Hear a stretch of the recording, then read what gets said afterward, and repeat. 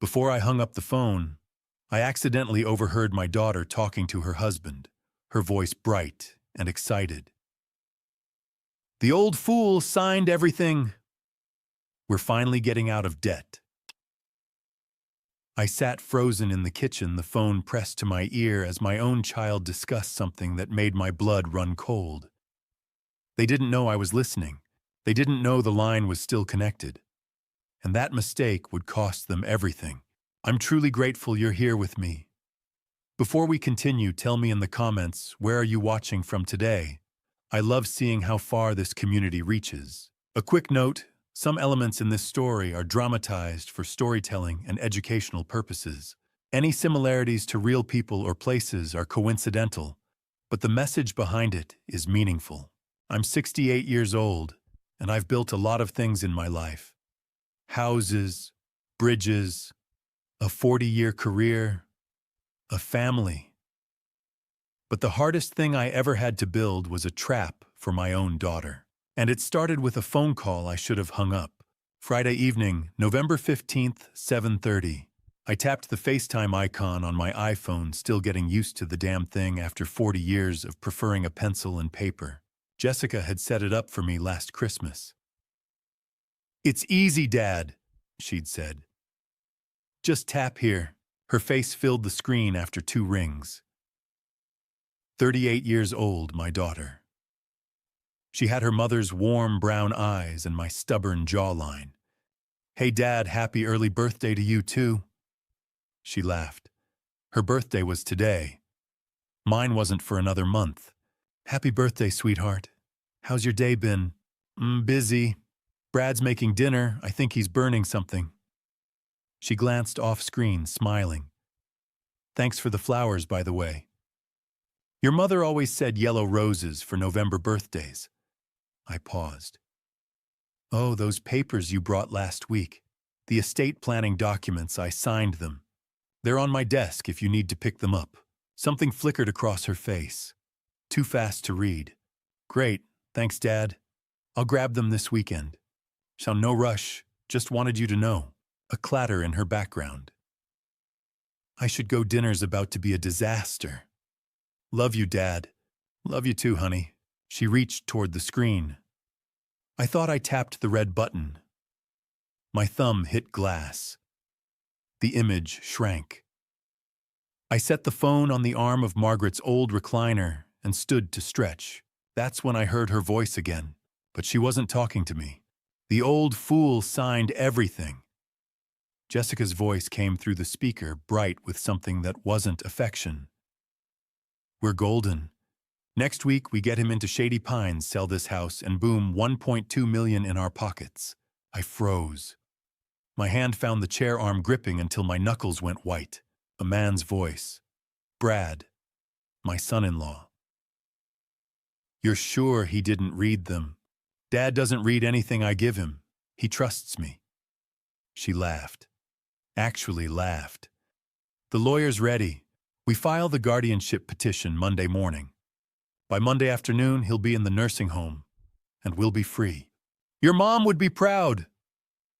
Brad's voice carried a grin. "Finally getting out from under that debt. Dad built this house 30 years ago. Told me 1,000 times it'd be mine someday." Another laugh, colder. Guess someday came early. I don't remember sitting back down, but I was in Margaret's chair, phone still on the armrest, their voices still coming through clear. I should have confronted them right then, but I'm an engineer. We don't react, we calculate. When the call finally ended, I sat in silence. The house settled around me, the creak of oak floorboards, the tick of radiator pipes, the soft groan of the foundation. 40 years of sounds I'd been listening to. Every bit of it I'd built myself. Poured the foundation, ran every electrical line, chose every fixture. This wasn't just a house. It was proof I'd done something right. Something solid that would last. Margaret and I had raised Jessica here. I could still see her at 7 asking me to explain how bridges stay up. At 12, winning the science fair with a project on structural engineering. At 20, standing in this living room in her wedding dress. You look just like your mother, I'd told her. Somewhere between that morning and tonight, something had broken. I looked around. Margaret's chair. Our wedding photo on the mantel, 1984. The framed blueprints of this house on the wall, the ones I'd stayed up until 3 a.m., perfecting because I wanted every angle right. I taught her how to read blueprints. I said aloud to the empty room. To Margaret, maybe. Now she's drawing up plans to lock me away. 72 hours. That's what I had. Monday morning, she'd file the paperwork. By Monday afternoon, if she succeeded, I'd be in Shady Pines with no legal right to my own house, my own accounts, my own life. I picked up the phone, scrolled to a name I'd had for 40 years, Frank Miller. Retired detective best friend since we'd worked a construction site investigation in '85. But I paused. My engineer's brain was already working, running calculations, checking the load-bearing points of this situation. Jessica had made a mistake, a big one. She'd assumed I was helpless, that I'd sign whatever she put in front of me and shuffle off wherever she sent me while she cashed out decades of my work. She'd forgotten something important. I've spent 50 years solving problems, calculating stress points, finding weak spots in a structure before it fails. And when something's about to collapse, I know how to shore it up or how to bring it down in a controlled demolition. I'm 68. My hands aren't as steady as they used to be, but my mind still sharp. Sharp enough to read the blueprints of my daughter's scheme. Sharp enough to find every weak point, every miscalculation, every angle she's gotten wrong. I walked to my study, picked up the folder of documents I'd signed without reading, flipped through pages of legal language I'd trusted because she was my daughter. Durable power of attorney, advanced healthcare directive. I should have read them, but you're supposed to be able to trust your daughter. I set the papers down. 72 hours until she files Monday morning. 72 hours to build something she won't see coming. I'm a civil engineer. We don't panic. We assess. We calculate. We build. And in the next 72 hours, I was going to build a trap that would teach my daughter the most important lesson I'd apparently failed to teach her. Never underestimate the man who taught you how to read blueprints, because he can read yours too. The first hour I didn't move from Margaret's chair. I just sat there with the phone in my hand, replaying the recording. iPhones save audio automatically if a call doesn't disconnect properly, something about the system treating it like voicemail. I'd never known that until tonight. I listened 3 times. Each time I hoped I'd hear something different. But Jessica's voice came through clear. The old fool signed everything. By the 3rd replay, I'd moved past hoping. I started analyzing instead, breaking it down the way I used to break down structural problems on a job site. Estate planning documents. That's what she'd called them when she brought them over last Tuesday. Showed up around lunch with a folder, and that smile, the one that used to mean she'd aced a test. Just some standard stuff, Dad. Power of attorney healthcare directive, in case something happens. She'd been planning the something herself. I opened the folder on my desk. 6 pages neatly stapled.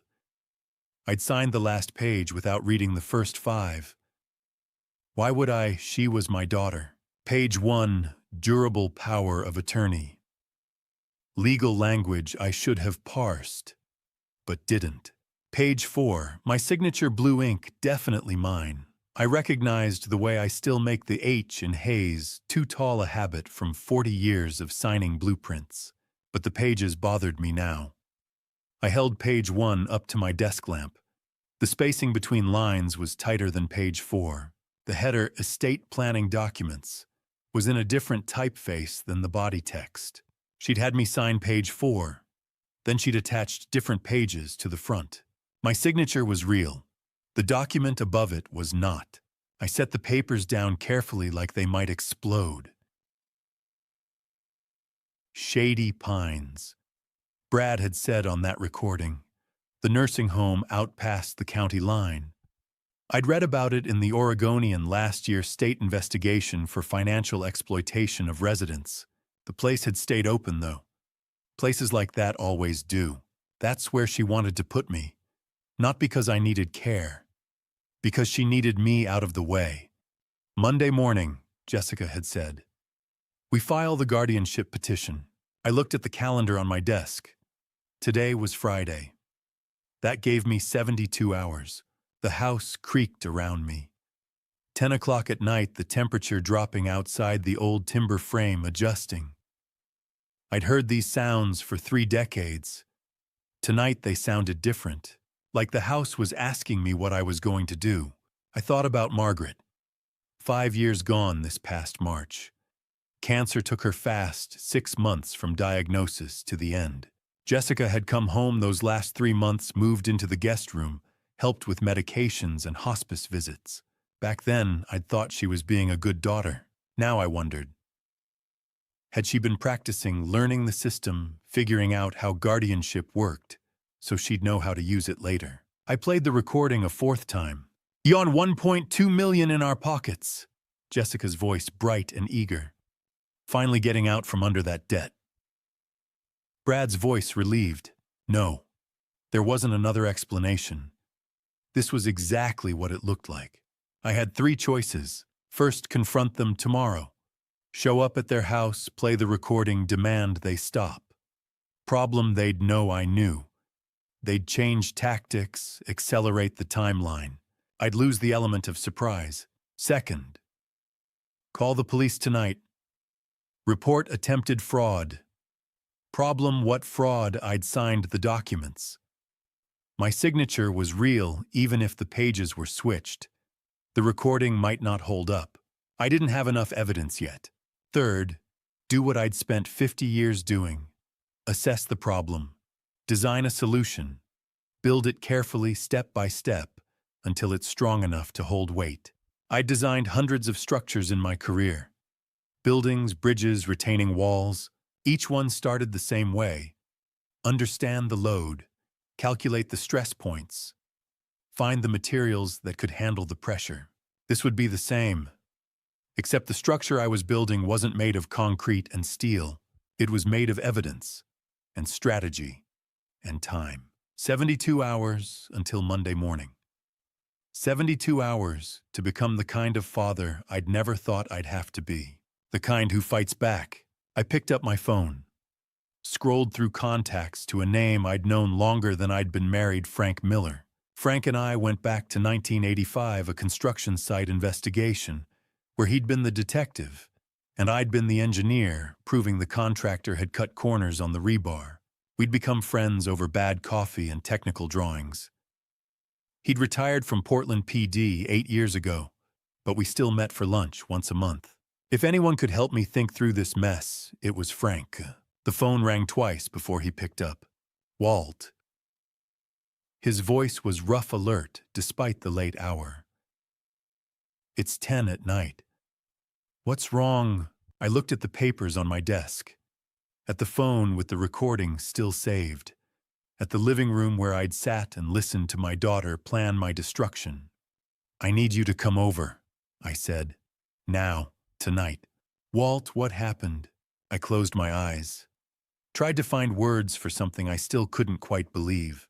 My daughter's trying to destroy me, I finally said. Not with a weapon, with paperwork. And I've got 72 hours to stop her. There was a pause. Then Frank's voice came back steady and certain. I'll be there in 20 minutes. Frank's truck pulled into my driveway at 11:03.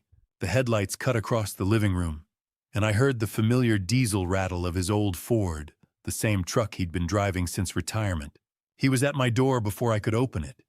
Walt. Frank Miller looked the same as always, 70 years old, tall and lean, gray hair, cut military short eyes that still had that cop's way of seeing everything at once. Show me. No small talk. That was Frank. I handed him my phone with the recording queued up. He listened without speaking, standing in the middle of my living room. When it finished, he was quiet for 30 seconds. This is elder abuse. he finally said. Organized, premeditated. They've been planning this for months, Walt. Months. Nobody puts together a guardianship petition over a weekend. There's lawyer consultations, medical evaluations, financial documentation. He handed the phone back. Show me the papers. I gave him the folder. Frank pulled reading glasses from his jacket and spread the documents on my kitchen table. He examined each page the way he used to examine evidence at crime scenes. Methodical, thorough. Your signature's real, he said, pointing to page 4. But look at page 2. The text sits differently on the page. Whoever did this scanned your signature page, then printed the other pages separately and bound them together. Same paper stock, but different laser printer dots. I'd noticed the font was off. Frank saw the machinery behind it. Can we prove that? In court, with a forensic document examiner, yes, but that takes time we don't have. Frank set the papers down. You said they're filing Monday morning. 9 a.m. That's what Jessica said. Then by Monday afternoon, if the judge signs off, you lose control of your finances, your property, your medical decisions, everything. Frank sat and gestured for me to do the same. We've got 72 hours. We can't stop them from filing, but we can build a case that destroys them the moment they try. How? We need 3 things. Frank ticked them off. 1 solid proof of forgery. 2 evidence of their financial motive. Why now 3 someone on the inside who can tell us what they're planning. I thought about that. Brad's in real estate. Maybe there's money trouble. I'll dig into that tomorrow. County records, business filings, credit checks. If he's drowning, we'll find out. Frank leaned back. But the inside source is trickier. Do they have anyone close who'd help us? Tyler. The thought came immediately. My grandson, I said. Tyler. He's 16. Smart kid, wants to study engineering. He comes over most weekends to work on science projects. Jessica's son, yeah, I hesitated. He's a good kid, Frank, but he's still their kid. Which makes him either your best asset or your biggest risk. Frank's eyes were steady. 16 is old enough to understand loyalty. Question is, where does his lie? I thought about Tyler. Last Saturday, he'd been here for 4 hours building a model bridge for his physics class. We'd talked about load distribution tension compression. He'd stayed for dinner frozen pizza because I still couldn't cook worth a damn. I think he'd help, I said. If I asked, you think. But you don't know. Frank stood, walked to the window. We call him in, and he tells his parents this whole thing accelerates. They file tomorrow instead of Monday. We lose our window. So what do? We test him. You call, ask him over Saturday afternoon.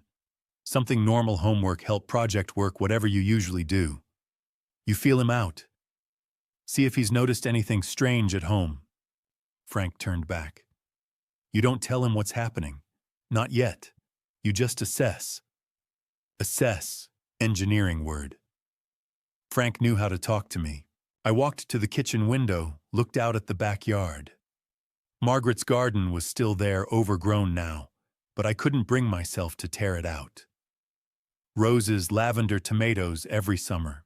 I could still see her out there in a wide-brimmed hat, pruning shears in hand. Jessica had helped her plant those rose bushes, had watered them every evening that summer. Now I wondered if that girl, the one who'd knelt in the dirt next to her mother, was still in there somewhere. Margaret died 5 years ago. I said, still looking at the garden. Cancer. Jessica came home those last 3 months, moved into the guest room, helped with everything, medications, hospice care. She was there when Margaret passed. I remember. I came to the funeral. She seemed so genuine, Frank, so loving. My voice caught. I thought she was being a good daughter. She might have been, then. Or maybe she was learning the system. Power of attorney medical directives. Maybe she was training for this. Frank didn't answer right away. When he did, his voice was gentler. People change, Walt. Or maybe we just finally see what was always there. I turned back. I need to know which one Jessica is. The daughter who planted roses with her mother, or the woman trying to steal her mother's house. We'll find out. Frank checked his watch.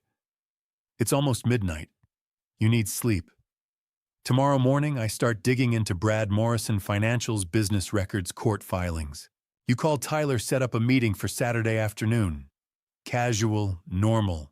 And Walt, don't mention his parents at all. I nodded. Understood. Frank headed for the door, then paused.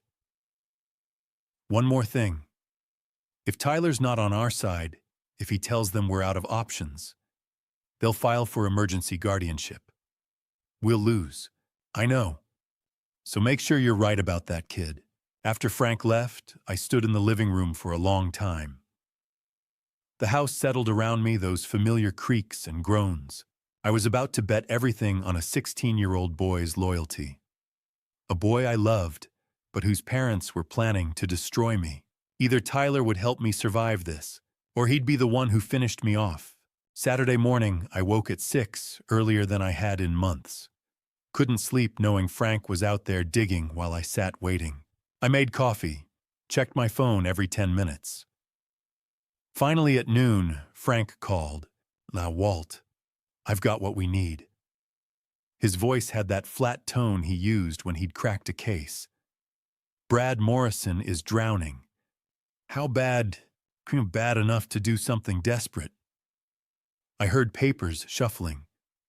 Brad's got credit card debt, $124,000 across 6 cards. Business loans from a failed real estate venture, $723,000. Total debt, $847,000. I set my coffee cup down carefully. Nearly $1 million. His income, $68,000 a year. Mid-level real estate agent. There's no way he's servicing that debt load. He's been robbing Peter to pay Paul for at least 2 years. And so selling my house, $1.2 million. That clears his debt and gives them $350,000 to start over. Frank paused. That's not even the worst part. There's worse. I called a contact at the FBI, asked him to run Brad Morrison through their databases. 2019, Brad was investigated for real estate fraud, specifically targeting elderly homeowners, convincing them to sell below market value, then flipping properties for profit. 3 complaints. The investigation went nowhere, but Walt, the pattern's there. This isn't the first time Brad's thought about exploiting someone older.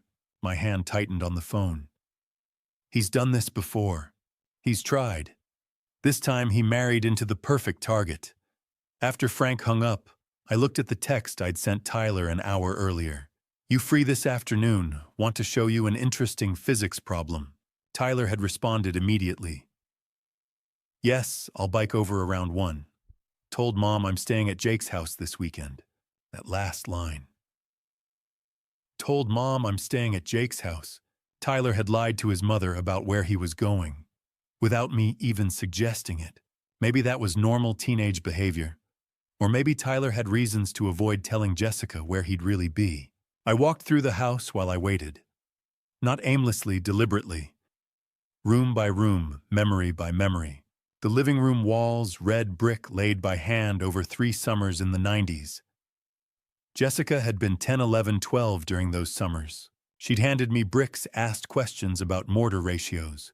The staircase, solid oak, 3 coats of varnish I'd applied on my knees. Margaret picked the color. Jessica used to slide down the banister until she decided she was too old. The kitchen remodeled in '87 when Margaret was pregnant with Jessica. I'd knocked out the wall myself, installed the cabinets, tiled the floor. This house wasn't just property. It wasn't just an asset worth $1.2 million. It was 30 years of my labor. 40 years of my marriage. Every memory of the woman I'd loved and the daughter I'd raised. If Jessica thought I'd hand it over without a fight, She'd fundamentally misunderstood her father. At 12:40, I saw movement through the front window. A figure on a bicycle pedaling up my driveway. Tyler. I opened the door before he could knock. "Hey, Grandpa!" He smiled, that easy teenage smile that hadn't learned to hide things yet. He was 16, all elbows and knees, wearing a t-shirt with some band I didn't recognize, and jeans with fashionable holes in the knees. He had glasses like I'd worn at his age. Same dark hair, same narrow face. Looking at him was like looking at myself 40 years ago. "Hey kiddo, come on in." He leaned his bike against the porch railing and followed me inside. "So what's the physics problem?" Tyler dropped his backpack by the door, interested. He was a good student. Loved science the way I had at his age. Actually, I wanted to talk to you about something else first." I gestured to the couch. "Sit down for a minute. Something in my voice must have changed." Tyler's smile faded. He sat suddenly cautious. 16 years old and already learning to read the room. This was it. The moment Frank had warned me about. I was about to test my grandson's loyalty. Find out if he'd help me survive or if he'd run straight back to his parents and tell them everything. If I was wrong about Tyler, if he chose them over me, this whole plan collapsed. Jessica and Brad would accelerate their timeline, file for emergency guardianship, claim I was paranoid, delusional, a danger to myself. By Monday afternoon, I'd be in Shady Pines, and this house would be listed for sale. But if I was right about Tyler, Grandpa, Tyler's voice was uncertain. "Is everything okay?" I looked at this boy, this young man, who shared my face and my love for how things worked. Who came to my house on weekends because he wanted to, not because his parents made him. Who'd lied to his mother this morning about where he was going. "I need to ask you something," I said. "And I need you to tell me the truth, even if it's hard." "Can you do that?" Tyler nodded slowly. His eyes behind those glasses were scared now. Smart kid. He knew something was wrong.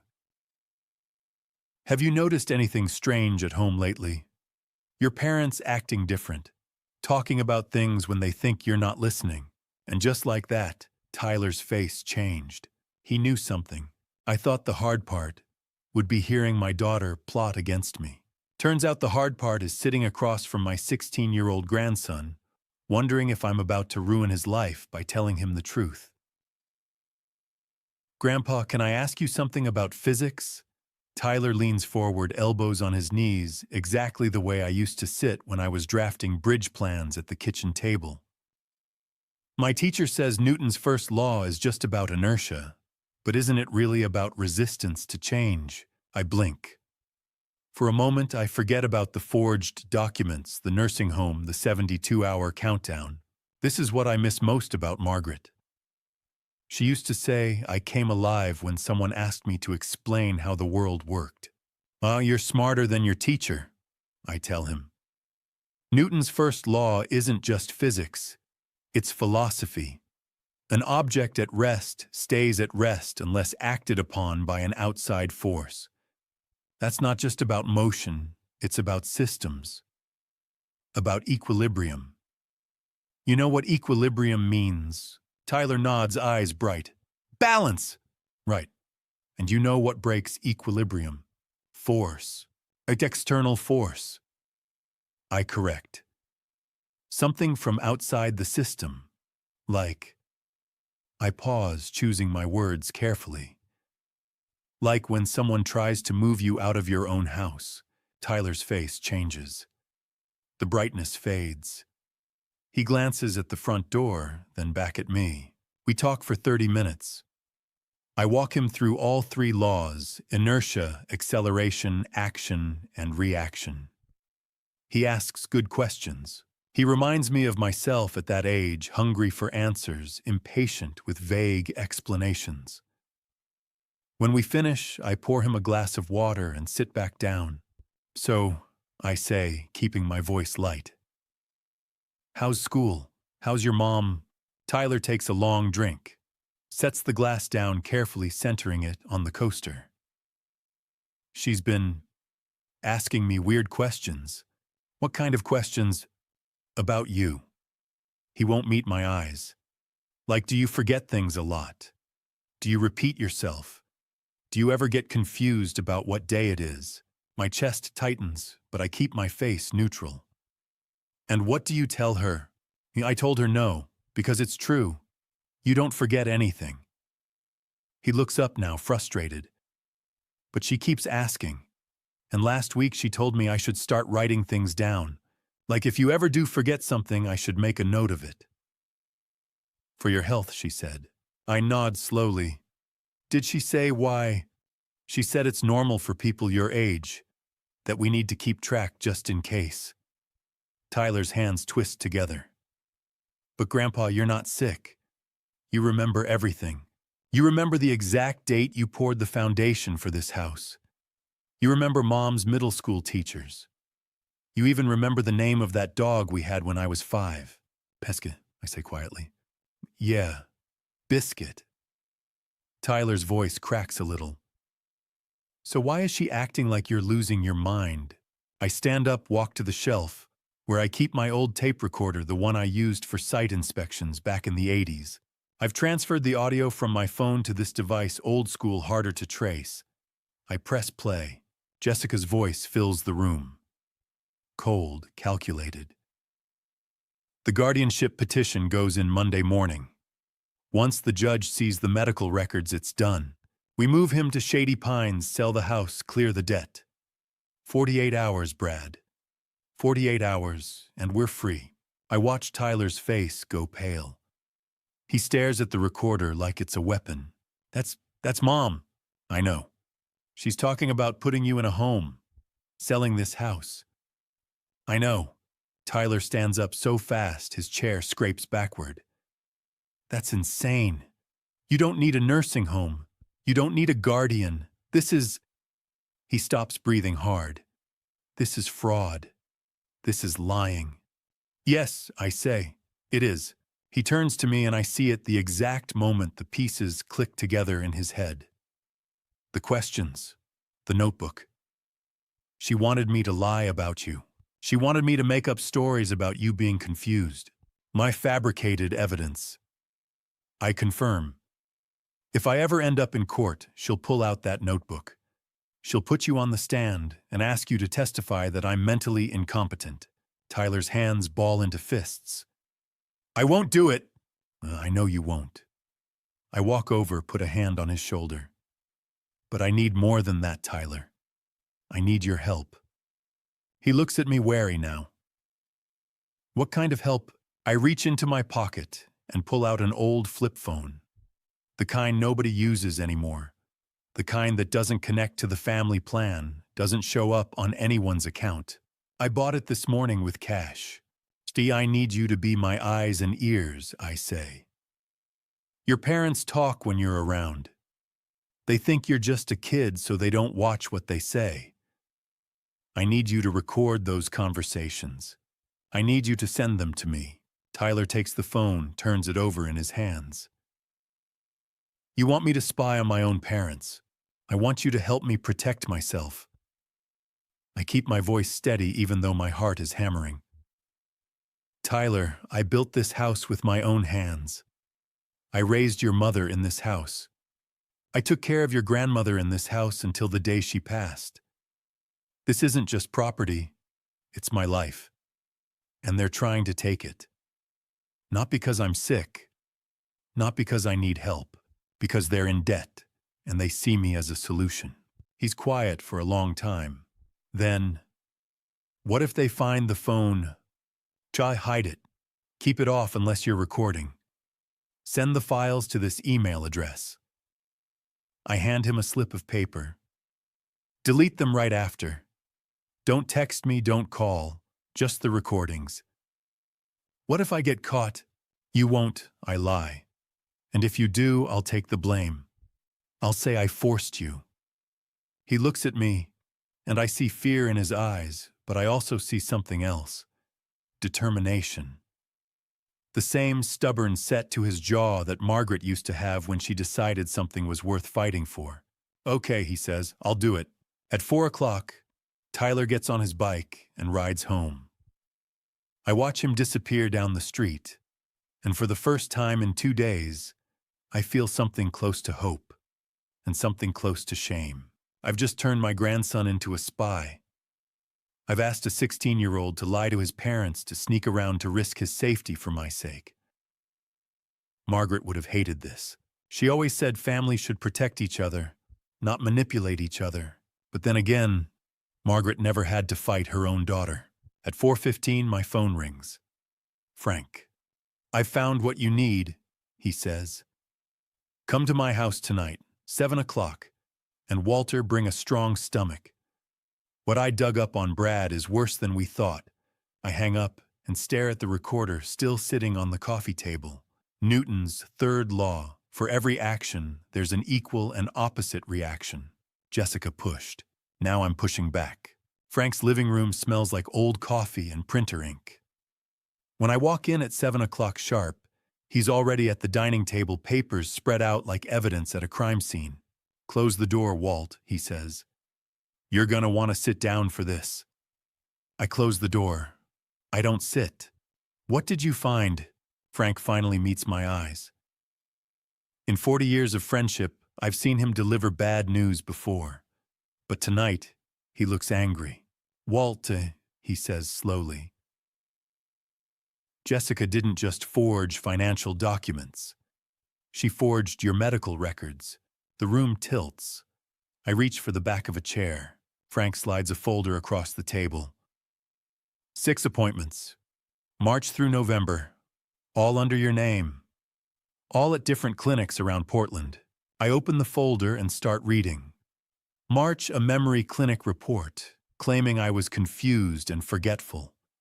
May, neurology, saying I seemed disoriented, had trouble with time and directions. July, psychiatry, warning about early dementia. September and October show worsening cognitive decline.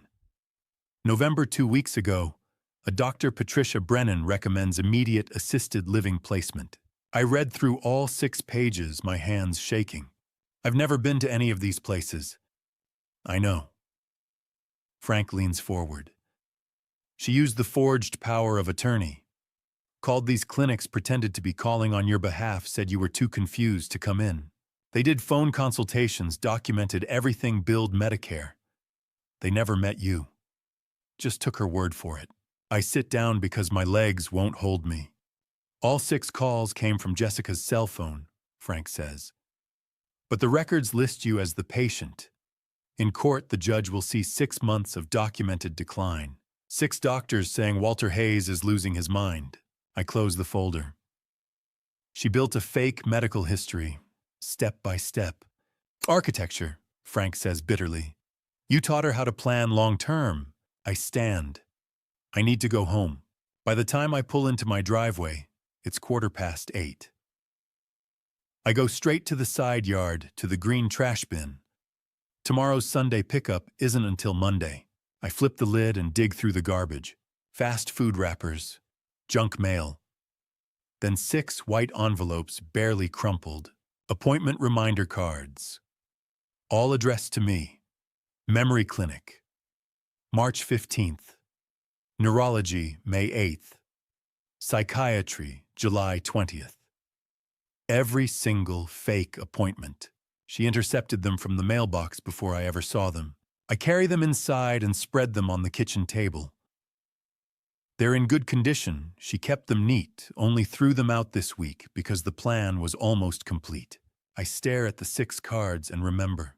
6 months ago, Jessica started calling more often, asking how I was feeling, saying things like, "Dad, you seem a little forgetful.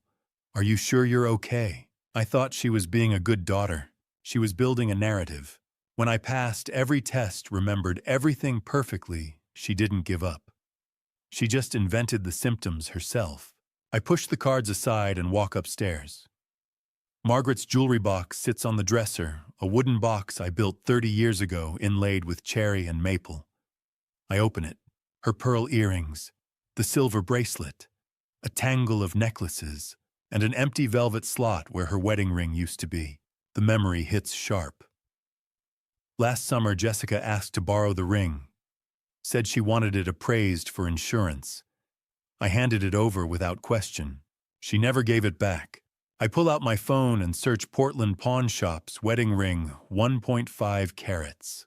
3 minutes later, I find it. Estate jewelry listing from Selwood. 1.5 carat diamond solitaire yellow gold sold July last year for $3,200. Jessica sold her mother's wedding ring. The ring I saved 6 months to buy in 1980. The ring Margaret wore every day for 40 years. She sold it over a year ago.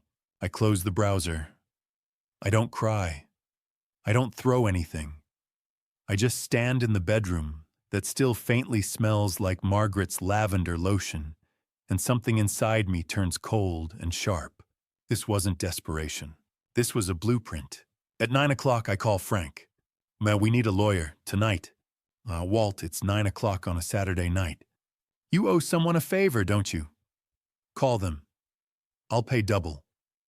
Frank sighs. Let me call Martin Blackwell, estate attorney. He owes me from a case in 2018. I'll tell him to clear his schedule. How fast can he move if I push tomorrow morning? Push him, I say. We've got less than 40 hours before that petition hits the courthouse. I want a plan in place before Monday sunrise. Frank's voice drops. What are you thinking? I look at the 6 appointment cards on my table. I think about Margaret's empty jewelry box. I think about my daughter's voice on that recording. 48 hours and we're free. I'm thinking that if Jessica wants to play architect, I'm going to show her what happens when you build on a rotten foundation. Frank is quiet. Then, I'll call Martin now. Be ready first thing tomorrow. I hang up and pour another cup of Folgers, the same coffee I've been drinking since 1975. I haven't slept more than 2 hours since Friday night. My body runs on adrenaline and caffeine, and something darker betrayal sharpened into a weapon. Jessica taught me something tonight. She taught me that love has limits, that blood doesn't guarantee loyalty, that the person you raised can look at you and see dollar signs. But she made one mistake. She forgot I'm not just her father. I'm an engineer, and engineers don't build things that collapse under pressure.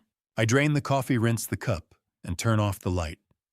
Upstairs, Margaret's jewelry box sits open. I close it gently, running my thumb over the cherry inlay. I'm sorry, I whisper. I should have kept it safe, but starting tomorrow, I'm going to protect what's left. I spend the next half hour at the kitchen table organizing every document Frank gave me. The fake medical records, the appointment reminder cards, the forged power of attorney. I spread them out in chronological order, March through November, like I'm laying out blueprints for a building inspection. At 9:45, the doorbell rings. The man on my porch is about 60, gray-haired, wearing a vest and tie, even though it's late on a Saturday night. He's carrying a leather briefcase that looks older than my truck. Mr. Hayes, he says, extending a hand. Martin Blackwell.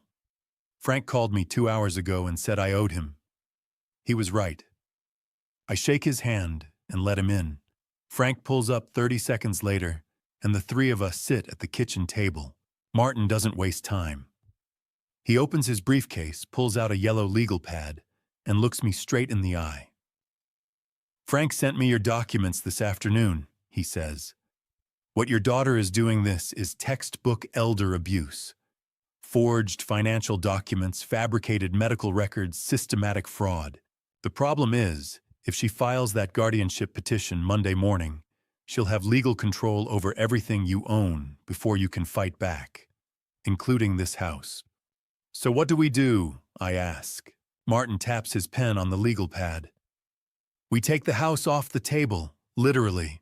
He flips the pad around, so I can see the diagram. He's drawn a box labeled Irrevocable Living Trust with arrows pointing to my name, Tyler's name, and the house address. Here's how it works, Martin says. You transfer ownership of this house into an irrevocable trust. I become the trustee, the manager. Tyler becomes the beneficiary, the person who inherits when you pass. The house is no longer your legal property. You still live here, nothing changes day to day. But on paper, Jessica can't touch it. She can't sell it. She can't use it to pay her debts. Even if a judge grants her guardianship, she'll have zero control over this asset. I stare at the diagram. And she can't challenge it. She can try, Martin says. But irrevocable means irrevocable. Once you sign, even you can't undo it. That's the double-edged sword. It protects you from her, but it also means if something goes wrong, you can't take the house back. Frank leans forward. Walt, you understand what he's saying? You're betting everything on Tyler. I look at the diagram again. Tyler's name in the beneficiary box. A 16-year-old kid who could in theory decide his parents were right. Who could turn on me. Who could side with his mother and leave me with nothing. But I remember the look on his face when he heard that recording. The way his hands shook when he agreed to spy on his own parents. Tyler won't betray me, I say. That kid loves me for who I am, not for what I own. You're sure? Frank asks. I've spent 40 years betting on concrete and steel, I say. Tonight I'm betting on my grandson. Martin nods slowly. All right. Then let's do this. He pulls out a laptop and a portable printer from his briefcase. I'm going to draft the trust documents right now. We'll execute them tonight, and I'll file electronically with the state. Oregon's system runs 24/7. By Sunday morning, this trust will be active and recorded. How much is this going to cost me? I ask. Martin gives me a thin smile. More than my usual rate, Mr. Hayes. But Frank pulled in a favor I've owed him since 2018, so let's call it even. Consider this a public service. For the next hour and 15 minutes, Martin types on his laptop while Frank and I drink coffee. The portable printer spits out pages one by one. Martin explains each section: grantor trustee, beneficiary property description, successor provisions. It's dense legal language, but the core is simple. I'm giving up ownership to protect what I've built. At 11 o'clock, Martin slides the final document across the table. Sign here, here, and here, he says, pointing to 3 highlighted lines. I pick up the pen. My hand is steadier than I expected. Irrevocable Living Trust, executed November 16th, 2024. I sign my name 3 times. Martin witnesses it, then closes the folder. I'm filing this right now. He taps a few keys on his laptop. Done. The state will process it overnight.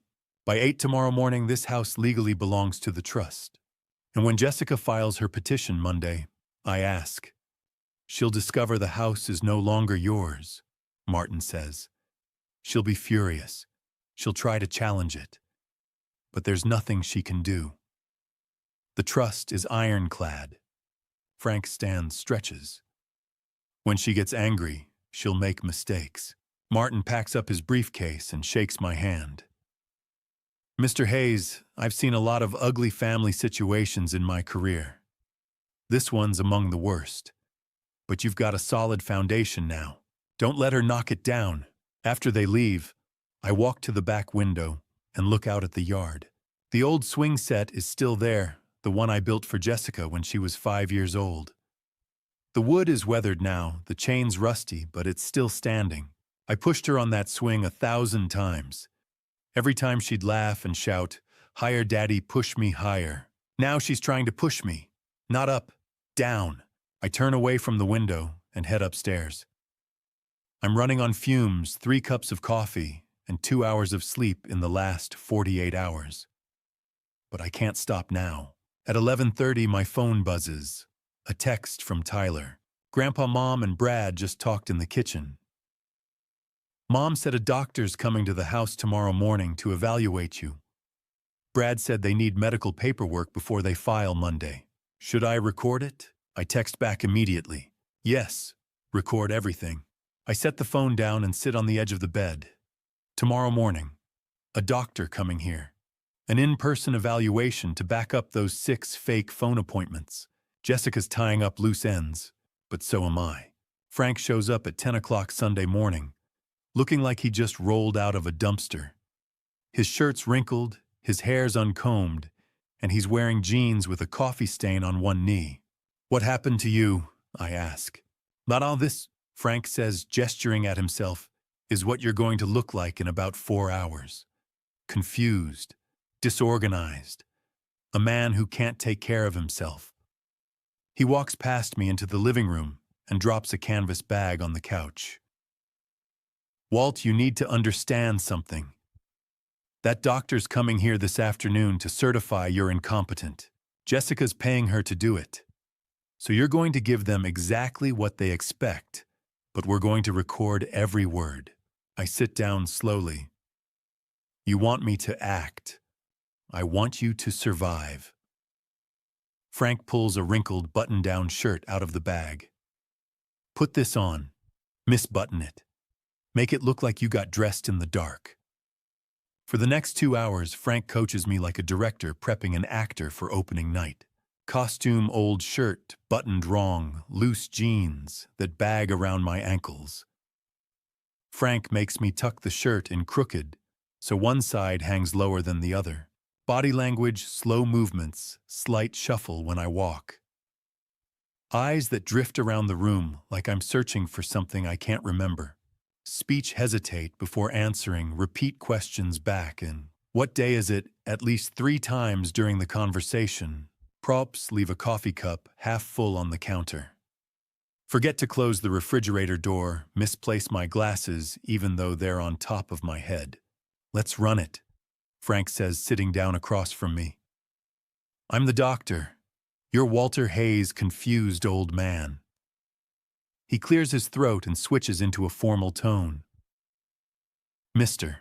Hayes, can you tell me what day it is today?" I pause, let my eyes wander to the window, then back to him. "Today, it's Saturday, isn't it? Or Sunday, I'm not entirely sure." "Good start," Frank says. "But slower. You're not drunk, you're confused. There's a difference. Drunk people slur. Confused people search for words. We practice for another hour." Frank fires questions at me. "What's your address? Who's the president? What did you eat for breakfast?" And I stumble through answers, mixing up details, asking him to repeat things.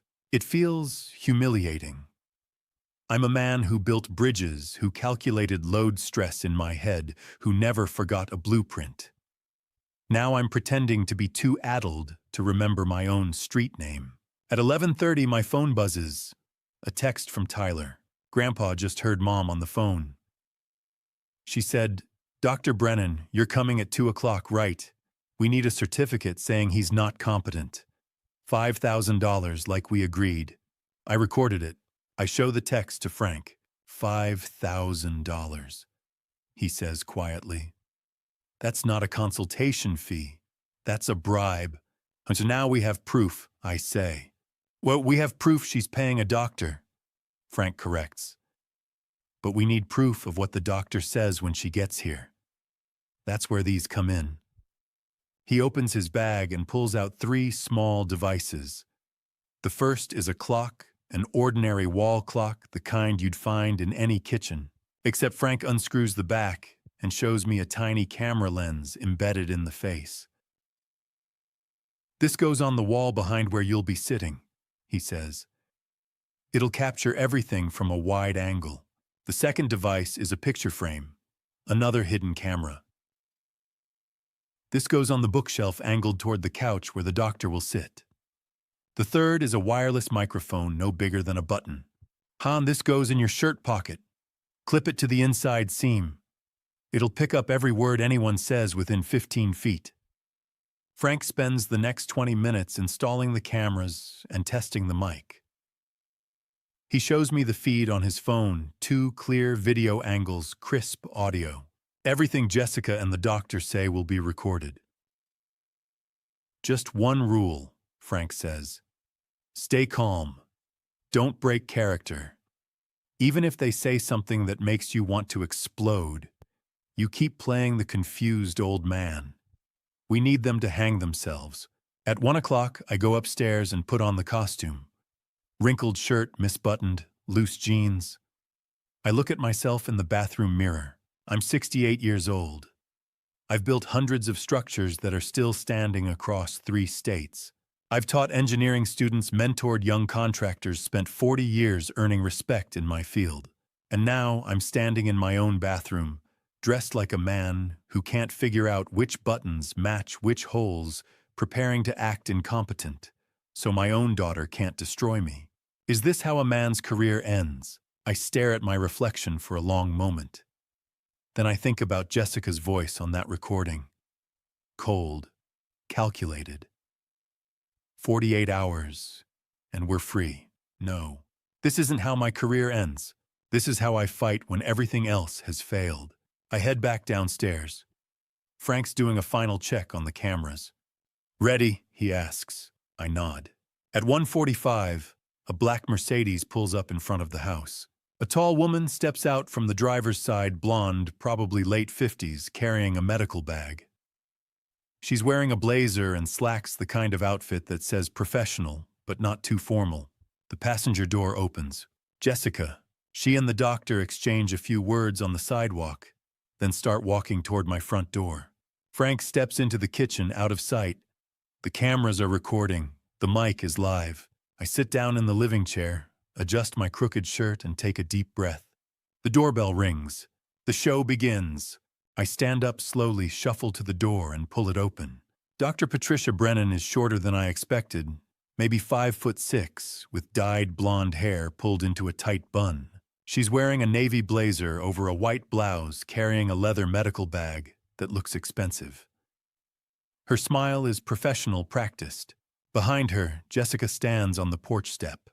Hands clasped together, face arranged into an expression of concern. "Had?" Jessica says softly, stepping forward. "This is Dr. Brennan. Remember I mentioned her last week? I scheduled a health checkup for you." I let my eyes drift between them, then back to Jessica, like I'm trying to place the memory. "A doctor? Oh, I don't... Did you tell me?" "It's okay, Mr. Hayes." Dr. Brennan says, her voice smooth and reassuring. "May I come in?" I step aside, shuffle back toward the living room. They follow me in. Jessica closes the door behind them. Dr. Brennan sits on the couch, sets her bag beside her, and pulls out a clipboard. Jessica stays standing near the doorway, arms crossed, watching. "Mr. Hayes." Dr. Brennan begins. "Can you tell me what day it is today?" I pause. Let my eyes wander to the window like I'm searching for the answer outside. "Today, it's Saturday, isn't it? Or Sunday." She writes something on her clipboard. "And do you remember my name?" I look at her, squint a little. "Your name is Doctor." "I'm sorry, I've forgotten." More writing. "Can you tell me your home address?" I hesitate, then recite the street name correctly, but give the wrong house number off by 20. She doesn't correct me, just writes it down. "Who's the current president, Mr. Hayes?" I frown like I'm reaching deep into my memory. "Oh, that's Obama, isn't it?" Jessica shifts her weight near the door. I see her glance at Dr. Brennan, some unspoken signal passing between them. "And how are you managing daily tasks?" Dr. Brennan asks. "Eating, bathing, that sort of thing." I shrug, let my voice trail off.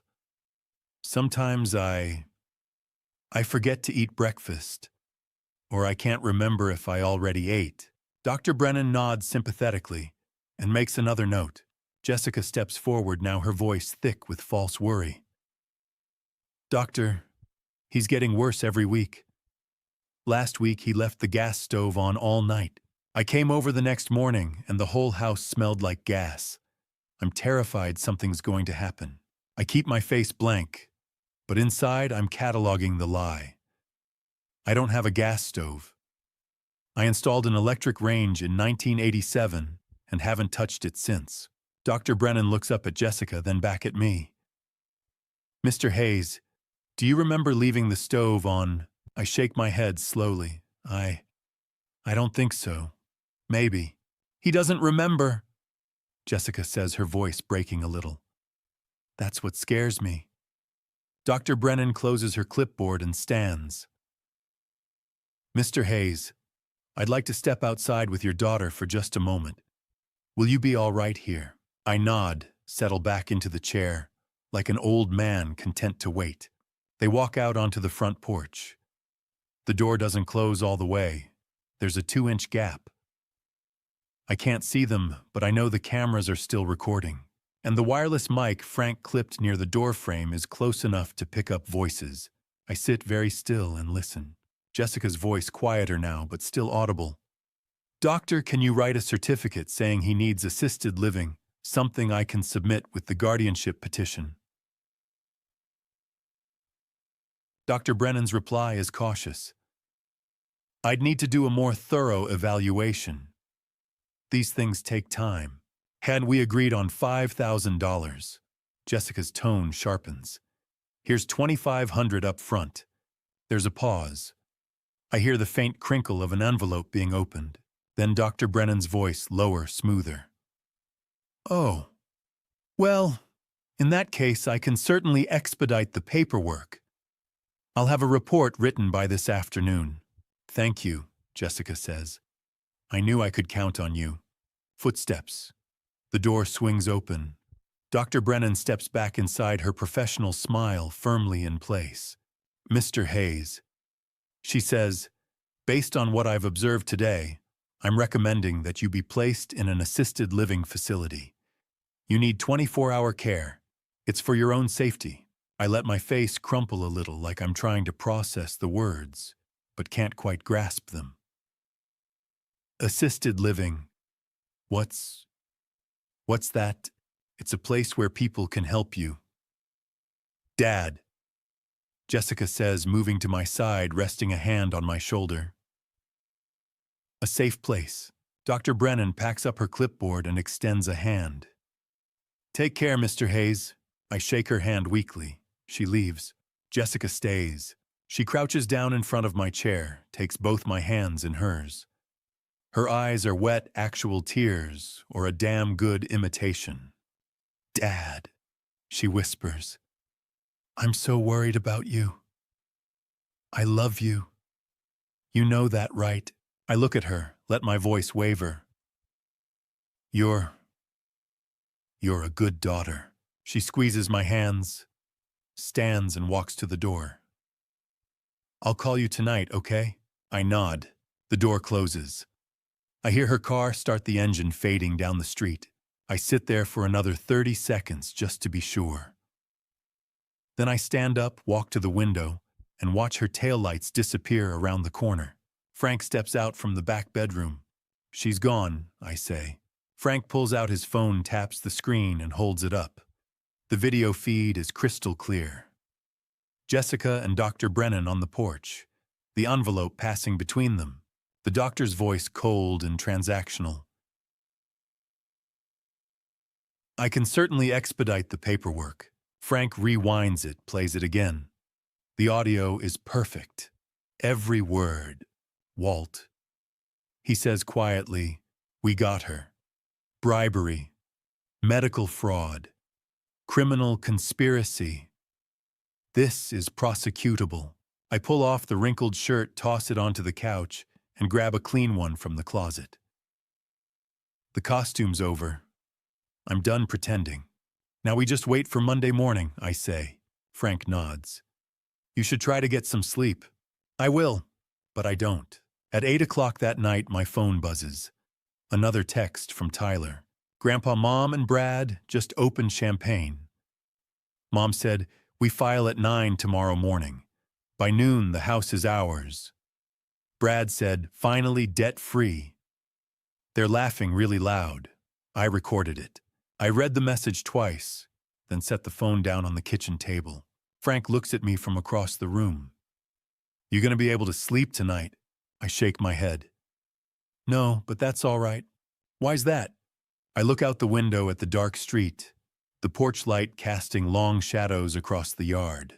Because tomorrow, I say, my daughter's going to learn the last lesson I'll ever teach her. Never underestimate a man who's protecting what he loves. Frank doesn't say anything. He just nods, picks up his coffee cup, and drains the last of it. Outside, the night is quiet. Inside, I'm ready for war. Frank shows up at 6 o'clock with a canvas bag full of documents and a large sheet of poster board tucked under his arm. "Let's organize this," he says, spreading everything across my dining table. He arranges the evidence in rows, like an engineer laying out materials for a final inspection. 6 appointment reminder cards lined up chronologically. March, May, July, September, October, November. An 8-month blueprint of Jessica's plan. Next to them, the medical records from the phone consultations. Then Brad's financial statements, the original recording, the video of Dr. Brennan accepting the bribe, printouts of Tyler's 18 text messages, and the trust documents showing the house now belongs to Tyler. Frank unfolds the poster board and starts drawing a timeline in black marker. March 2024. Jessica begins creating fake medical records. July 2024. Margaret's wedding ring sold for $3,200. September 2024. Jessica asks Tyler to document Walter's confusion. November last week. Walter signs forged power of attorney. Sunday, Dr. Brennan bribed $2,500. Monday, tomorrow, guardianship petition filed. He taps the final entry. This is the roadmap. Every step planned. Every move calculated. I stare at the timeline. 8 months of architecture. My daughter didn't wake up one morning and decide to destroy me. She built this piece by piece the same way I taught her to approach any long-term project. At 7:30, Frank sets up his laptop and calls Martin Blackwell on video. Martin's face fills the screen. His office visible behind him, shelves of law books, framed degrees on the wall. "Gentlemen," Martin says, "I've reviewed everything you sent. Here's what we're looking at in terms of charges: elder abuse, financial fraud, forgery, medical identity theft, bribery of a medical professional, criminal conspiracy." He pauses, adjusts his glasses. If Jessica's convicted, she's facing 10 to 15 years in prison. Brad, as an accessory and co-conspirator, 7 to 10. Dr. Brennan will lose her medical license and serve at least 5 years. The numbers hang in the air. Frank leans back in his chair. "And the evidence is solid, airtight," Martin says. "Between the recordings, the financial trail, and the video of the bribe, this is prosecutable on every count." He looks directly at me through the screen. "Mr. Hayes, you've built a case that would make a district attorney weep with joy." I nod, but I don't feel victorious. I just feel tired. Martin ends the call. Frank closes the laptop and looks at me. "Walt," he says quietly, "you can still walk away from this. Take all of this to the police right now. Let them arrest Jessica and Brad tomorrow morning. You don't have to be there. You don't have to face her." I shake my head. "I need to look her in the eyes," I say. "I need her to see that I'm not some confused old man she can manipulate. I need her to know I fought back." Frank studies me for a moment, then nods. "All right. Then let's make sure we do this right." He picks up his phone and dials, puts it on speaker. A woman's voice answers. "Frank Miller. It's been a while." "Hello, Sarah," Frank says. "I need a favor." "Detective Sarah Patterson, Portland, PD Elder Abuse Division." Frank worked with her 15 years ago on a contractor fraud case. She's sharp, methodical, and she doesn't play games. Frank explains the situation, gives her the broad strokes. "The evidence, we have the plan for tomorrow." Quanchin. Sarah says slowly, "You're sure about this if we move too early, or if the evidence isn't as solid as you think they'll walk?" "I'm sure," Frank says. "Tomorrow morning, 9:30. Come to this address." We'll have everyone in one room, Jessica, Brad, the evidence, and Mr. Hayes. You can take it from there. There's a long pause. Then, I'll be there. And Frank, this better be as good as you say it is. It is. He hangs up. At 8 o'clock, my phone buzzes. Tyler's text, Grandpa, Mom, and Brad just opened champagne. Mom said, "We file at 9 tomorrow morning. By noon, the house is ours." Brad said, "Finally debt-free." They're laughing really loud. I recorded it. I show the text to Frank. He reads it, sets the phone down, and shakes his head. "They think they've already won," he says. "Let them think that," I reply. After Frank leaves, I sit alone at the dining table, surrounded by the evidence. The timeline chart. The recordings. The forged documents. Everything Jessica built to bury me now turned into the foundation of her own collapse. I walk upstairs and pull out the old photo album from the closet, the one Margaret used to flip through on Sunday afternoons. There's Jessica at 6 years old, missing her 2 front teeth, laughing at something I said while we built a birdhouse in the garage. Jessica at 12, holding a blue ribbon from the school science fair. First prize. I was so proud I framed the newspaper clipping. Jessica at 20 on her wedding day. I'm walking her down the aisle, her hand tucked into the crook of my arm. She's smiling. I'm smiling. Margaret's crying in the front row. I close the album. Somewhere between that gap-toothed little girl and the woman who tried to bury me alive, something broke. I don't know when. I don't know why. But tomorrow, I'll give her one last chance to explain before the prison doors close behind her. I walk back downstairs. The house is clean organized. Frank removed the cameras this afternoon. They'd done their job. I've laid out a suit for tomorrow, the first time I've worn one in 6 months. I want to look like myself. Not a confused old man, not a victim. Just Walter Hayes, engineer, father, fighter.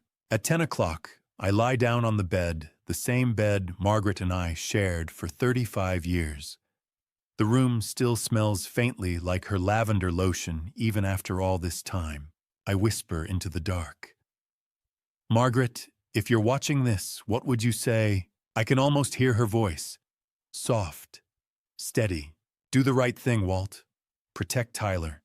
And let Jessica know love doesn't mean weakness." I nod to the empty room. Tomorrow it all ends. I wake at 6 in the morning after 3 hours of sleep that felt more like falling than resting. I make coffee, Folgers same as always, and stand at the kitchen window watching the sun rise over Portland. November fog rolls through the streets in soft gray waves, the kind of morning that makes the city look like a watercolor painting, beautiful and cold. 30 years ago, I stood at this exact window and watched a crew pour the foundation for this house. Margaret was pregnant with Jessica then. I remember thinking, this is what I'm building for.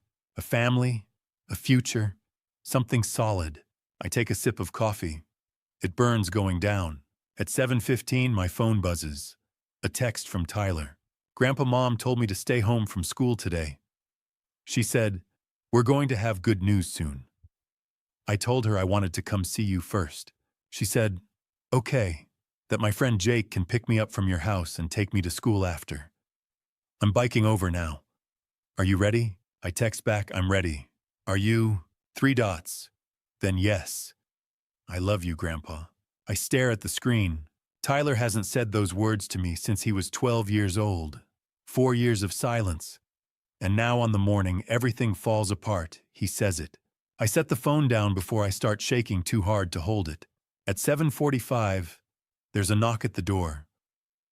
I open it, and there's Tyler wearing his school uniform, khaki pants, white polo backpack slung over one shoulder. He looks so young, too young to be tangled up in this. "You okay?" I ask. He shakes his head. "No. But I know this is the right thing to do." I pull him into a hug. He's taller than he was a year ago, almost my height now. I can feel him trembling. "Whatever happens today," I say quietly, "you remember this, none of this is your fault. You didn't cause it. You didn't ask for it. And you're the hero in this story, not the villain. Tyler nods against my shoulder. When he pulls back, his eyes are red, but he's not crying. Where do you want me? He asks. Living room. Just sit. I'll handle the rest. At 8:15, Frank arrives. He's not alone. Detective Sarah Patterson steps out of the passenger side of Frank's truck. She's in her mid-40s, wearing jeans and a plain jacket, nothing that screams cop. Her hair's pulled back in a ponytail, and she's got the kind of face that's seen too many bad situations to be surprised by one more. Frank introduces us. Sarah shakes my hand, firm grip, direct eye contact. Mr. Hayes. She says, I've reviewed all the evidence Frank sent over. This is the clearest case of elder abuse I've seen in 15 years. But I need to make sure you understand. Once I walk in there and make arrests, there's no turning back. Your daughter will go to jail, so will her husband. This is your last chance to change your mind. I look at her for a long moment. Then I say, Detective, I spent 40 years building bridges. You know what happens when a bridge's foundation is rotten. She tilts her head slightly. It collapses, I continue, and it takes people down with it. My family's foundation is rotten. If I don't replace it now, the whole thing's going to fall. Sarah studies me, then nods. All right, here's the plan. I'll stay in my car parked down the street. When you're ready, when they've said enough to incriminate themselves, you text Frank. He'll signal me, and I'll come in. Don't try to do this alone. Understood. Understood. Frank claps me on the shoulder. I'll be in the kitchen. They won't see me, but I'll hear everything. If they try to run, I'll block the back door. Okay. Sarah heads back to her car. Frank goes inside and positions himself in the kitchen out of sight from the living room. I check the clock. 8:50. I walk into the living room.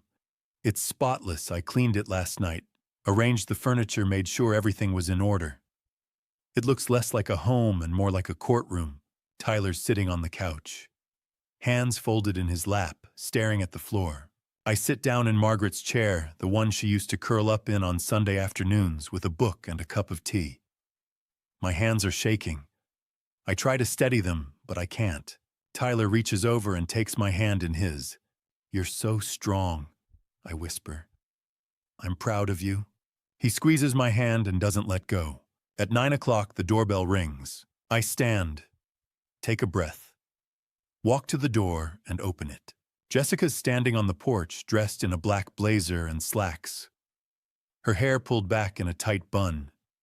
She looks polished, professional, like someone about to close a business deal. Behind her, Brad's wearing a gray suit and carrying a leather briefcase. He looks calm, confident. Morning, Dad, Jessica says brightly. You ready? We've got the appointment with the lawyer at 9:30. I know it's early, but we want to make sure everything's finalized today. Brad nods. Morning, Dad. The word tastes like ash in my mouth. Come in, I say. We need to talk. Jessica's smile doesn't falter. Of course. Let's talk on the way. No, I say. We're talking here now. Come inside. Something flickers across her face. Confusion maybe, or the first edge of suspicion, but she steps through the door. Brad follows. I close the door behind them and lead them into the living room. They walk in, and Jessica stops mid-step. Tyler's sitting on the couch. Tyler. Jessica's voice sharpens. What are you doing here? Why aren't you at school? Tyler doesn't answer. He just looks at her, his face blank, his hands still folded in his lap. Jessica turns to me, and for the first time I see her mask slip. Just a little. Just enough. Dad, what's going on? I close the door to the living room. Lock it. Then I turn to face her, and when I speak, my voice is different. Steady, clear, no hesitation, no confusion. Sit down, I say. Both of you. We have a lot to talk about. Brad glances at Jessica. Jessica stares at me. And for the first time in 8 months, I see a flicker of worry in her eyes. She's starting to realize something's wrong. If you're still here, comment 1 so I know you're standing with me. And tell me, if it were you, would you forgive? Or would you let the truth explode in front of everyone? What happens next changes everything. And before we continue, please note, the next part includes some dramatized elements for storytelling impact. It may not reflect reality exactly as shown. If this isn't for you, this is your moment to step away. Jessica and Brad sit down on the sofa. Jessica's still trying to hold her smile in place, but I can see the cracks forming. "Dad," she says, her voice bright but tight. "What's going on? We're going to be late for the appointment." "There is no appointment, Jessica." The smile falters. "What do you mean?" I stay standing. "I want the height. I want the control. Friday last week." I say slowly, "I called to wish you a happy birthday." "You remember that?" Jessica glances at Brad, then back at me. "Yes, I remember." "Do you remember that I mentioned signing some papers?" Her face flushes slightly. Yes." I never hung up the phone, Jessica. Silence drops like a stone. When I heard the entire conversation between you and Brad. Brad stands up fast enough that the couch cushion shifts. "What are you talking about?" "We didn't." I cut him off. "The old fool signed everything." "That's what you said, Jessica. Next week we'll move him to Shady Pines." "That's what you said, Brad." Jessica's face goes white. "Dad, you misunderstood."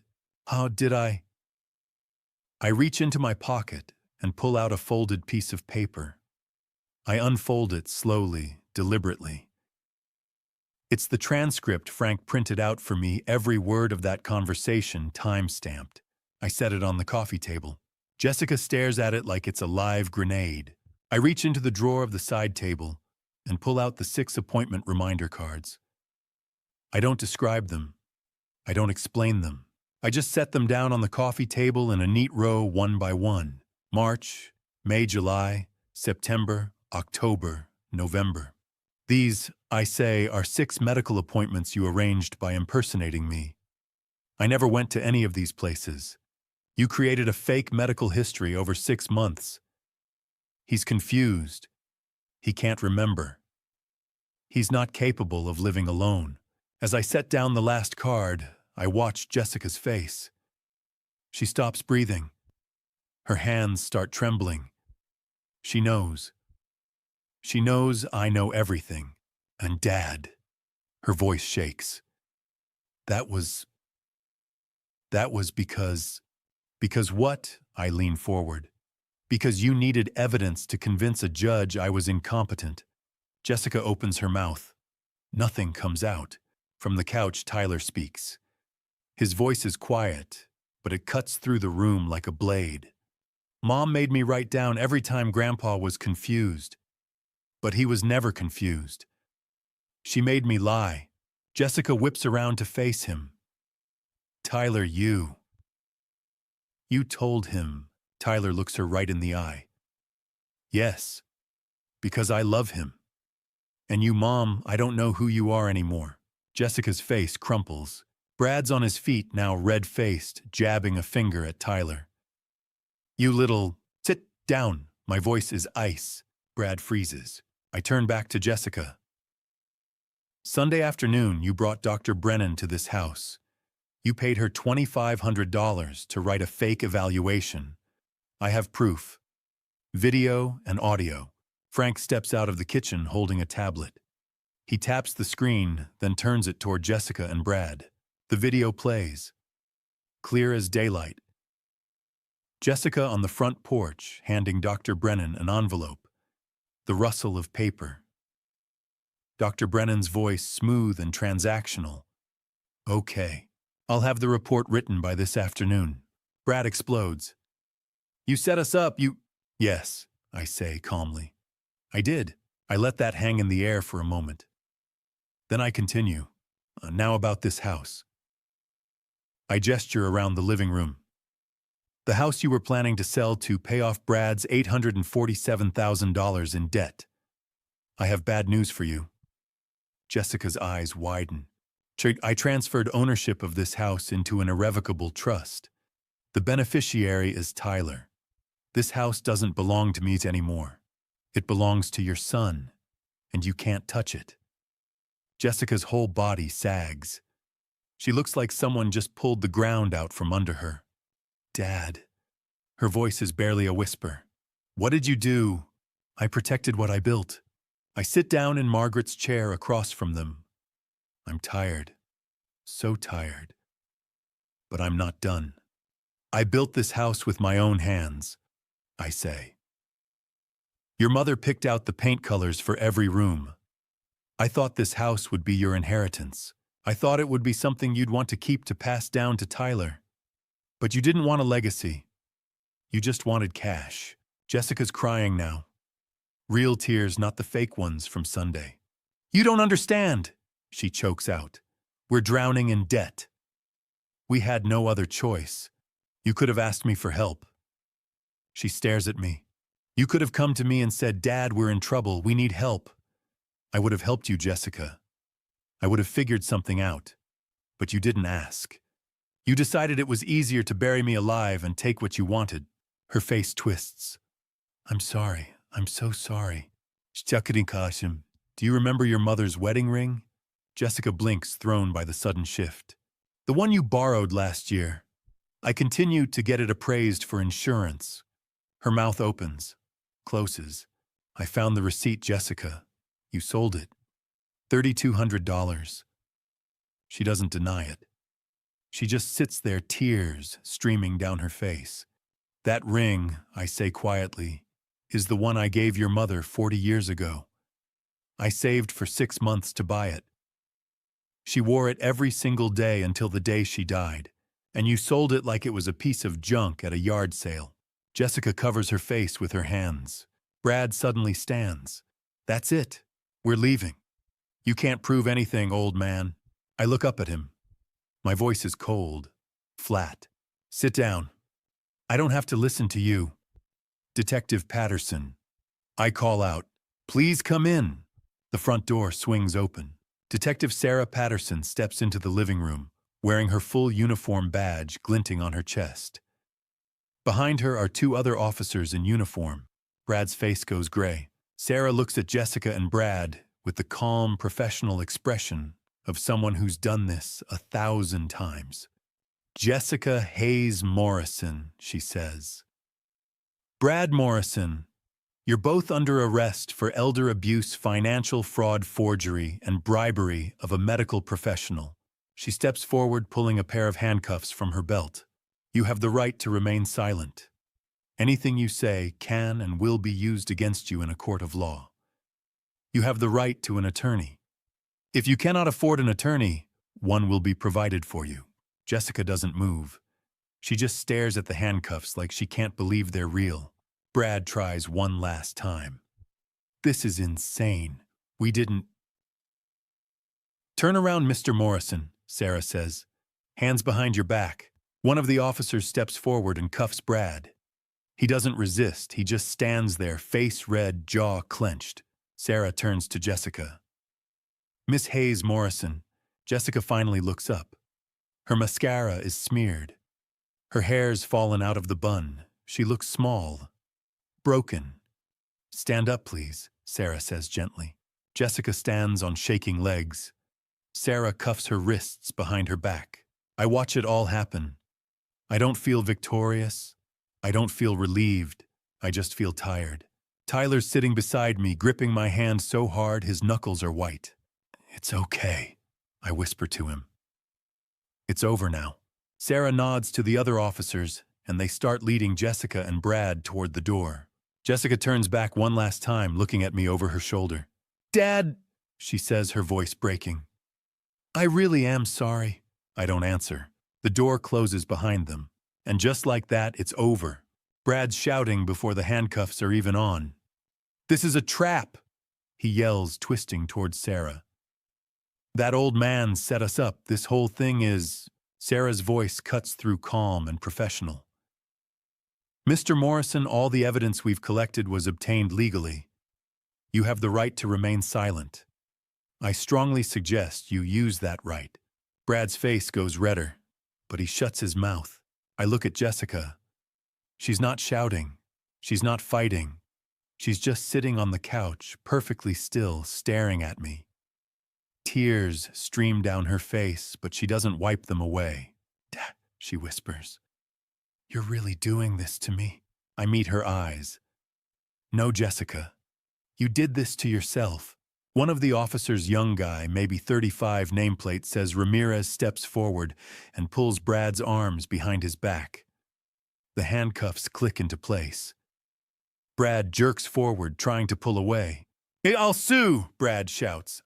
Frank, still standing by the kitchen doorway, speaks up. His voice is cold, flat. "You won't do anything, Brad. You're going to prison for 7 to 10 years. And when you get out, everyone in this city will know you're the guy who preys on old people." Brad's mouth opens, closes. He looks at Frank like he wants to say something, but nothing comes out. Sarah walks over to Jessica. "Mrs. Morrison, stand up, please." Jessica doesn't move at first. Then slowly she rises to her feet. Her hands are shaking. Sarah pulls out a pair of handcuffs. The metallic click as she opens them echoes through the room. She guides Jessica's hands behind her back, and then, click, the sound of the lock snapping shut fills the silence. I watch it happen, and for a moment time feels like it's stopped. My daughter, in handcuffs, in my living room. Jessica turns her head toward Tyler, who's still sitting on the couch beside me. She says, her voice breaking. "Baby, I'm sorry. I did this for us. I was trying to..." Tyler stands up. He takes a step back away from her. "No," he says. His voice is quiet, but it's steady. "You did this for money. You didn't care about Grandpa. You didn't care about me. You only cared about yourself." Jessica's face crumples. "Tyler, please don't say that." "I'm staying with Grandpa," Tyler says. "You made your choice." Jessica sobs once hard, but Tyler doesn't move. He just stands there looking at her like she's a stranger. Frank steps forward and hands Sarah a small USB drive. "Everything you need is on here," he says. The video of Dr. Brennan accepting the bribe, the FaceTime recording, the forged medical records, financial evidence, and 18 audio recordings from Tyler documenting their conversations. Sarah takes the drive, walks over to the side table, and plugs it into her laptop. She scrolls through the files for maybe 2 minutes, then looks up and nods. "Mr. Hayes," she says, "this is one of the strongest cases I've ever seen. Thank you for your cooperation." I don't say anything, I just nod. Sarah gestures to Officer Ramirez, and he starts leading Brad toward the door. Brad's still muttering under his breath something about lawyers, about how this won't stick. But nobody's listening. As Sarah guides Jessica toward the door, Jessica stops. She turns back to look at me one last time. "Dad," she says, her voice barely audible. "Can't you forgive me?" I don't answer right away. I just look at her, at the woman who used to be my daughter. Finally I speak. "You ask me about forgiveness," I say quietly. "You tried to bury me alive. You forged my medical records. You sold your mother's wedding ring. You used your own son to build a case against me. And now you ask me about forgiveness." Jessica's face twists. "Dad, I'm your daughter." You used to be," I say. "Now I don't know who you are." She stares at me for a long moment. Then Sarah gently pulls her toward the door. I follow them outside.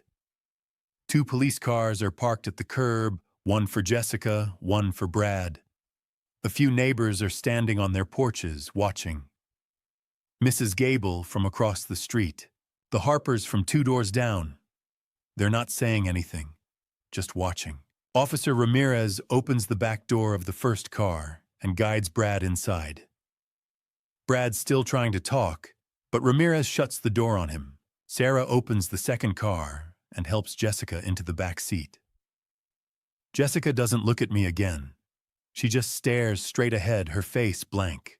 The doors close, the engines start, and then the cars pull away, disappearing into the November fog.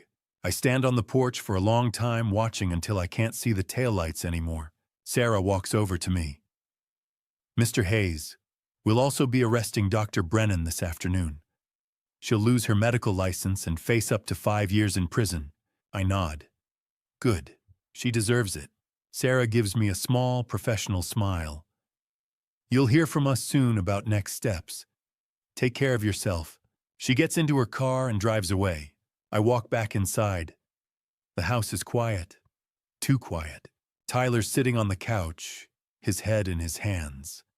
I can hear him crying soft, choked sobs that he's trying to muffle. I sit down next to him and put my arm around his shoulders.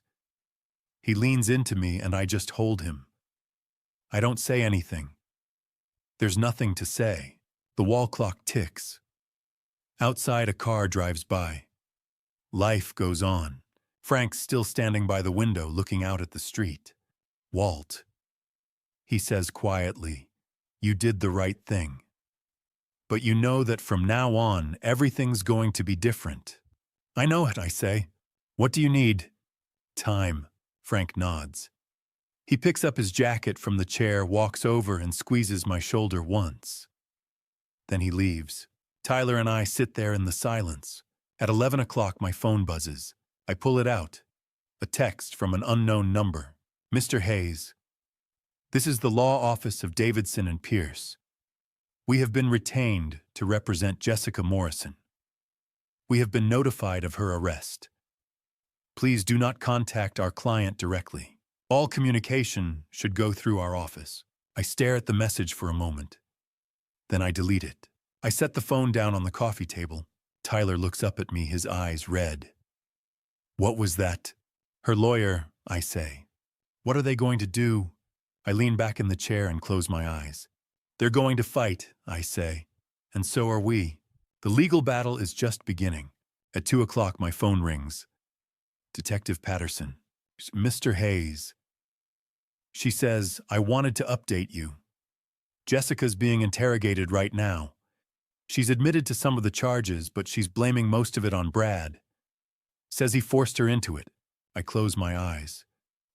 She's lying. This was her plan. I heard her voice on that FaceTime call. She designed the whole thing. "We know," Sarah says. "We have the evidence. But I wanted you to be aware she's still trying to deny responsibility." There's a pause. Then she continues.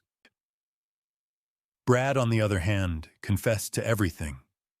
The $847,000 in debt.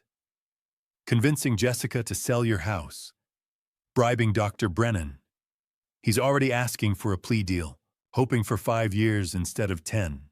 And Jessica, she's asking to see you." "No," Sarah doesn't push. "Understood. I'll let you know if anything changes." She hangs up.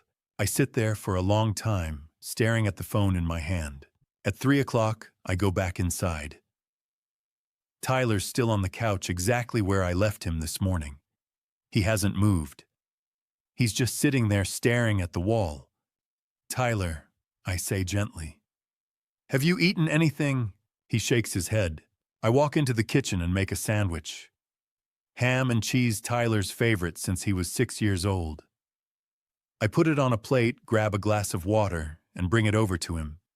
"You need to eat," I say, setting it down on the coffee table. "I'm not hungry," Tyler says quietly. "I know, but you still need to eat." He picks up the sandwich and takes a small bite. Then another. I sit down next to him. After a few minutes, he speaks. "Grandpa, who am I going to live with now?" I look at him. "With me. Who else?" He blinks. "Really? Tyler, this house belongs to you now. Remember, you're the landlord. I'm just renting." I try to make it sound light, like a joke. But Tyler doesn't laugh. He just stares down at the sandwich in his hands. "Will I His voice cracks. Will I never see Mom again? I take a breath. You'll see her if you want to, but not right now. Your mother has to face the consequences of what she did, and you need time to heal. Tyler nods slowly. He doesn't say anything else. Just takes another bite of the sandwich. By the time evening comes, Tyler's gone upstairs to his room. I can hear him moving around up there, opening drawers, closing them, trying to settle into a space that used to feel temporary, but now might be permanent. I walk out onto the back porch and sit down in the old wooden chair. The one Margaret used to sit in on summer nights watching the fireflies. The sky over Portland is clear tonight. Stars scattered across the darkness like broken glass. I think about Jessica, 7 years old, tugging on my sleeve, asking me to name the constellations. That one's Orion, Dad. See the 3 stars in a row, that's his belt. 12 years old, standing on this same porch with her science fair project, a model of a suspension bridge she'd built out of popsicle sticks and wire. First prize. 20 years old, glowing in her wedding dress, holding my arm as I walked her down the aisle. Somewhere between that little girl and the woman I saw in handcuffs this morning, something broke. Was it my fault? Did I push her too hard? Expect too much? Was it Margaret's? Did we spoil her? Give her everything she wanted until she thought the world owed her more? Or was it Jessica's own doing? Did she make choices, one after another, that led her here? I don't know. I sit there for a long time watching the stars, and I ask myself the question I've been avoiding all day. Will I ever forgive her? A voice in my head, soft, steady, sounding a lot like Margaret, answers back. Forgiveness doesn't mean forgetting Walt. It means letting go of the burden. But I'm not ready to let go. Not yet. The wound's too deep. The betrayal's too fresh. Maybe someday, but not today. At 9 o'clock, my phone buzzes. A text from Sarah. Mr. Hayes, Jessica posted bail, $50,000. A bail bondsman covered it. Brad's mother paid the 10% fee, about $5,000. She's out, but there's a restraining order in place. She can't come within 500 feet of you or Tyler. Preliminary hearing is set for Thursday. Do you want to attend? I stare at the message for a moment. Then I type back, yes, I'll be there. Later that night, I lie in bed, staring up at the ceiling. The house is quiet. Tyler's asleep upstairs. The clock on the nightstand ticks softly. For the first time in 72 hours, I feel something I didn't expect. Emptiness. Not relief, not victory, not even satisfaction.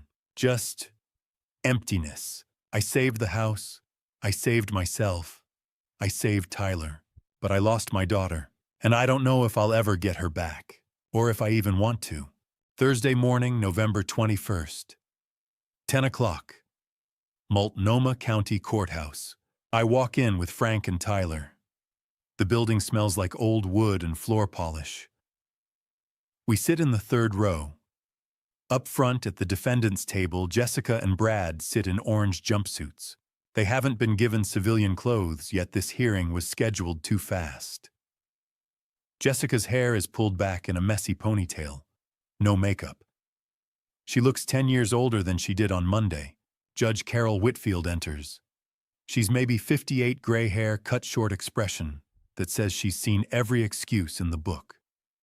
Everyone stands. She sits. We sit. The court will now hear the preliminary charges. She says, her voice flat and formal. She reads from a sheet of paper. Jessica Hayes Morrison. 6 counts of medical identity theft. 3 counts of forgery. 2 counts of elder financial abuse. 1 count of bribery of a medical professional. 1 count of criminal conspiracy. Maximum combined sentence 15 years. A pause. Then. Ida Brad Morrison. 2 counts of elder financial abuse. 1 count of criminal conspiracy. Maximum combined sentence 10 years. Jessica stares down at the table. Brad's jaw is clenched so tight I can see the muscle twitching. The judge looks up. Mr. Hayes, the court would like to hear your victim impact statement. I stand. Frank squeezes my shoulder once as I walk to the front. There's a microphone on a stand. I adjust it, clear my throat, and look directly at Jessica. My name is Walter Hayes. I'm 68 years old. I built the house my daughter tried to steal with my own hands. I raised her with everything I had: love, patience, the values I thought mattered. Honesty, kindness, family. Jessica's shoulders start shaking. I thought I taught her those things. I continue. But somewhere along the way, she learned something else.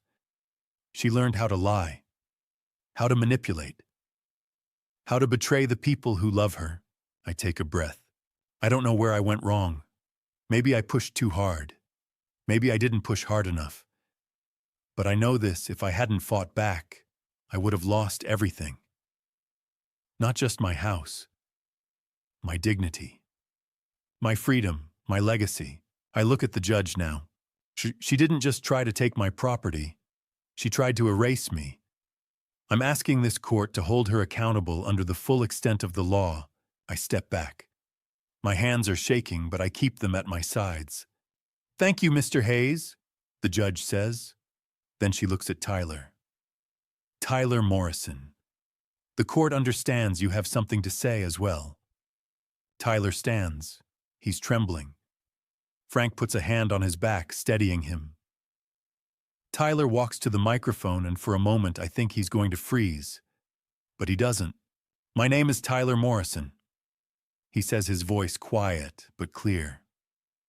My parents told me to write down every time my grandpa seemed confused. But he was never confused. They wanted me to create fake evidence. They used me. He pauses, swallows hard. I love my grandpa, and I don't want to see my parents anymore. I watch Jessica's face crumple. She covers her mouth with her hand, but the sobs come anyway, loud, choking sounds that echo through the courtroom. Tyler walks back to his seat. He doesn't look at her. Jessica's lawyer stands. He's a public defender. She can't afford a private attorney anymore. He's young, maybe 30, and he looks tired. Your Honor. He says, my client acted under extreme financial pressure. Her husband accrued nearly $1 million in debt. She was desperate, I think. But don't say desperation doesn't justify trying to bury your father alive. Judge Whitfield leans forward, her expression cold. The court has reviewed the evidence extensively, she says. This is one of the most calculated, sophisticated elder abuse schemes I have encountered in 20 years on the bench. The defendants acted with premeditation and a complete disregard for the victim's well-being. She pauses. Jessica Hayes Morrison and Brad Morrison are hereby remanded to custody without bail until trial. The previous bail order is revoked. Trial is scheduled for 3 months from today. Jessica shoots to her feet. No, Your Honor, please, I have a son. I need to take care of my son. The judge's gaze doesn't soften. You made a choice when you decided to deceive and exploit your father, Ms. Morrison. Officers return the defendants to custody. 2 officers step forward. Jessica's still talking, pleading, but the judge has already moved on. The officers guide Jessica and Brad toward the side door. Jessica turns back one last time, looking at Tyler. Tyler, she says, her voice breaking. Mom loves you. Tyler turns his face away. She looks at me. Dad. I'm sorry. I don't answer. The door closes behind her. Outside the courthouse, Detective Patterson is waiting. Mr. Hayes. She says, I wanted to let you know we arrested Dr. Brennan yesterday afternoon. She confessed to accepting $2,500 from Jessica. Her medical license has been revoked, and she's facing 5 years in prison. She'll also have to provide restitution to 12 other victims we've identified. I blink. 12 others, Sarah nods. She's been doing this for years, falsifying medical evaluations for families trying to get guardianship. You stopped her. That afternoon, Martin Blackwell calls. Mr. Hayes. He says, I have good news. We recovered $12,000 from Jessica's account money she'd taken from you over the past 6 months. And we found your wife's wedding ring. It was still at the pawn shop. Hadn't been sold yet. I redeemed it for $3,500. My throat tightens. You got it back. I'm sending it to you today. Thank you, Martin. That evening, I sit at the kitchen table. The small package arrived an hour ago. I open it carefully. Margaret's ring. It's been cleaned, polished. It looks exactly the way it did the day I slipped it onto her finger 40 years ago. I carry it upstairs and place it back in the jewelry box, right next to her photo. I close the lid gently. You're home, I whisper. My phone buzzes. An email notification. I pull it out and read the subject line. From Jessica Morrison, Multnomah County Jail. Subject, please read this, Dad. The preview text says I'm writing you a letter. I want to explain everything. Please just read it. I stare at the screen. My finger hovers over the open button. Should I read it? A week passes. I still haven't opened the email. Frank stops by on a Saturday morning. We're sitting on the back porch drinking coffee when he asks, Have you read it yet? I know what he's talking about. No.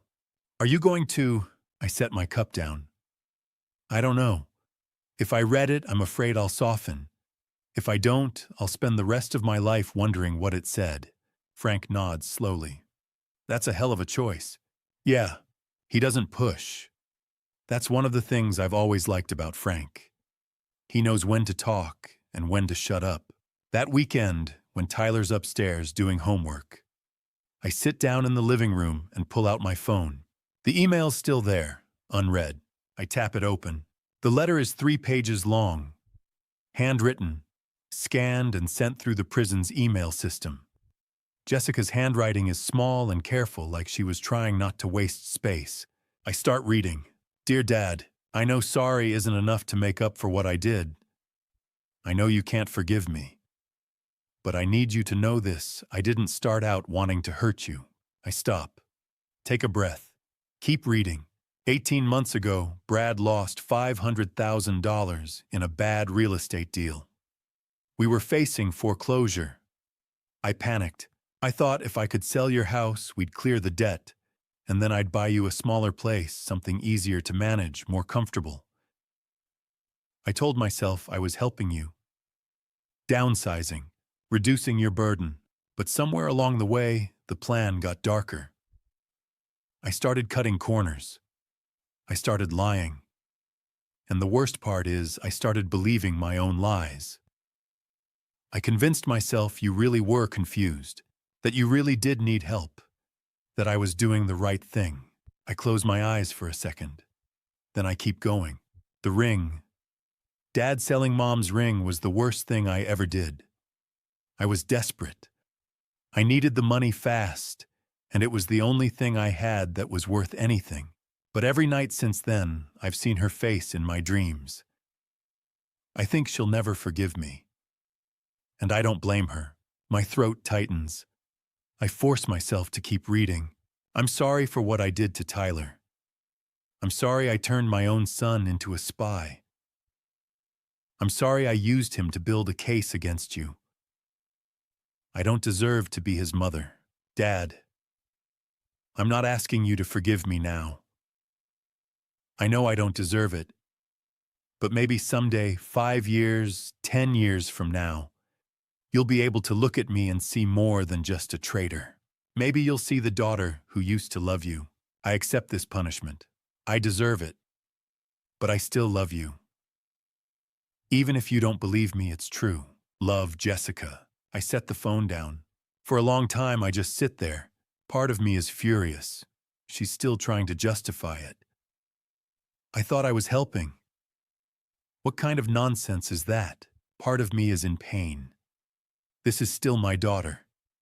She's wrong. God, she's so wrong, but she's my blood.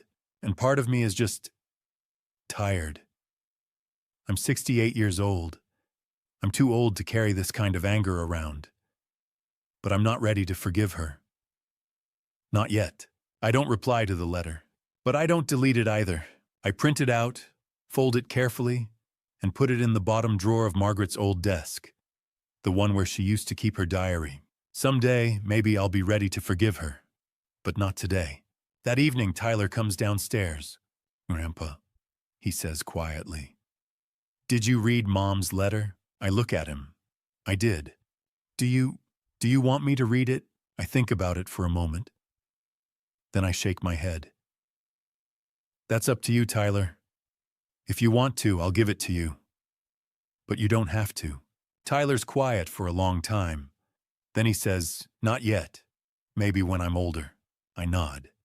That's a wise choice. Later that night, I'm lying in bed, staring up at the ceiling, and I remember something Margaret told me years ago. We'd had a fight with my brother over something stupid, I don't even remember what. We didn't talk for 6 months. Margaret finally sat me down one night and said, "Walt, forgiveness isn't for the other person. It's for you. Carrying anger around is like carrying a rock. It doesn't hurt them. It just weighs you down." I didn't listen to her then, but I'm thinking about it now. Margaret was right. She was always right. But forgiveness takes time. And time is the one thing I still have. 6 weeks later, my phone rings. It's Martin Blackwell. "Mr. Hayes," he says, "I wanted to let you know Jessica accepted a plea deal. She confessed to all charges in exchange for a reduced sentence. 7 years instead of 15. Brad accepted 5 years. There won't be a formal trial. It's over." I thank him and hang up. I sit there in the quiet. It's over. The legal battle, the confrontation, the testimony, the waiting, all of it, done. So why don't I feel relieved? I stand at the podium in a downtown Portland conference room, looking out at roughly 50 faces, survivors of elder abuse journalists, a city council member, and the board of the Margaret Hayes Foundation for Elder Justice. It is mid-November, 1 year after Jessica and Brad were arrested. Behind me hang 3 photographs.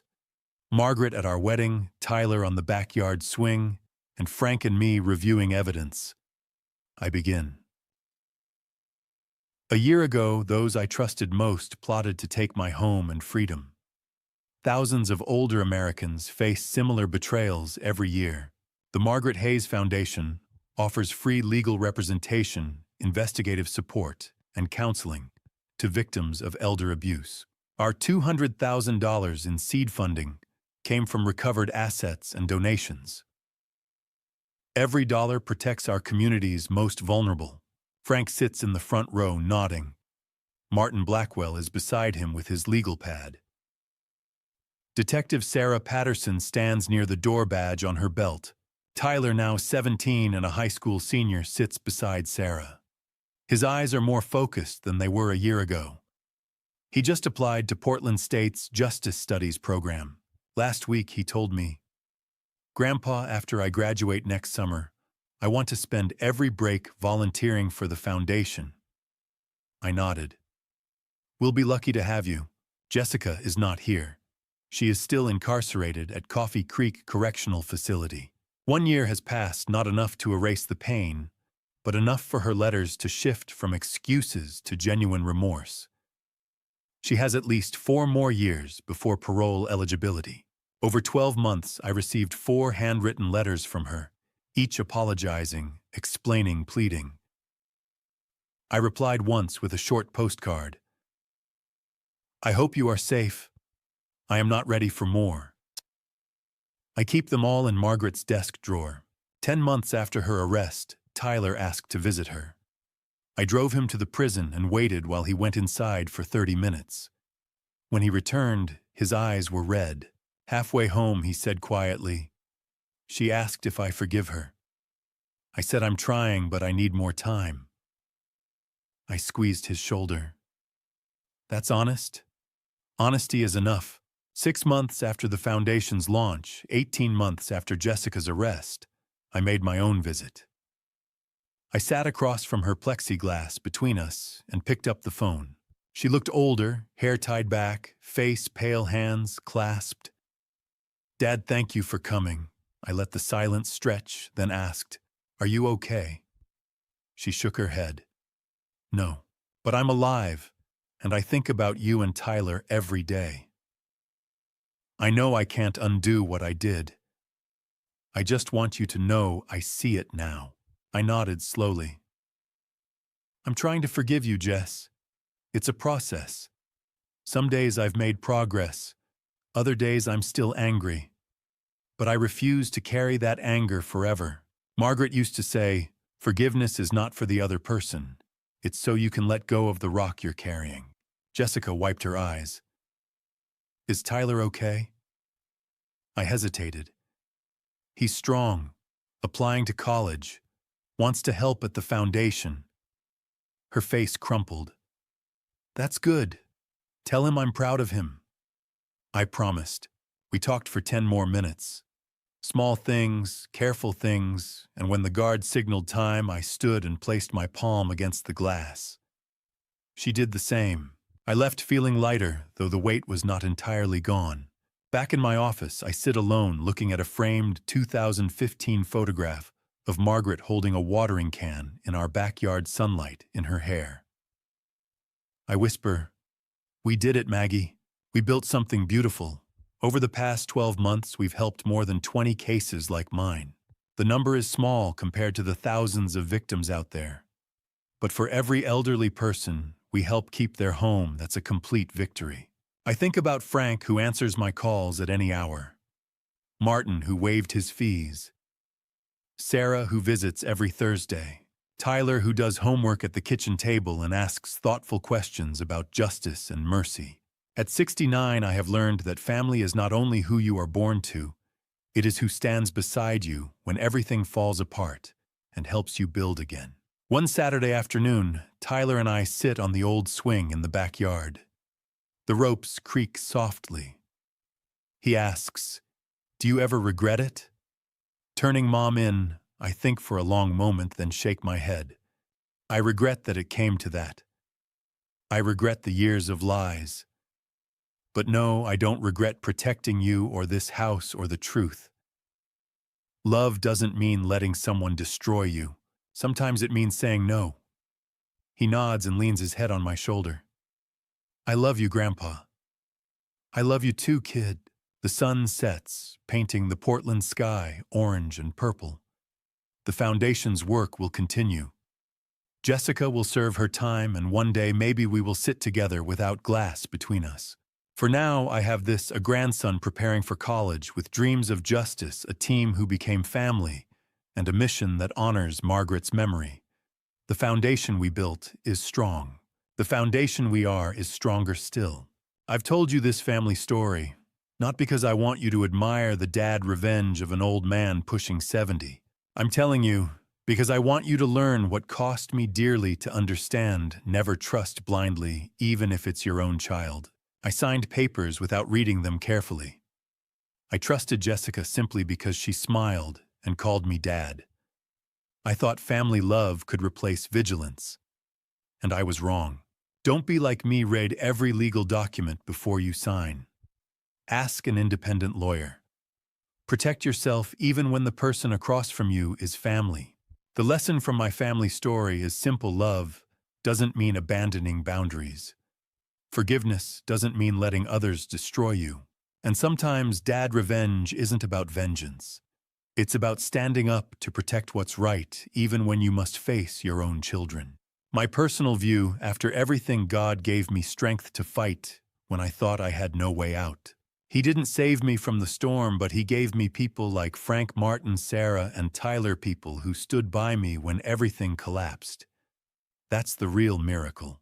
If you're in a similar situation, if someone is exploiting you because of your age, because of your Trust Act now, don't wait. Record everything. Save evidence. Find a lawyer. Call the police. The best dad revenge is surviving and taking back control of your life. Margaret once said, "Forgiveness is letting go of the rock you're carrying." But before you let go, make sure you've finished building the wall that protects you. My family story taught me that protection comes before peace.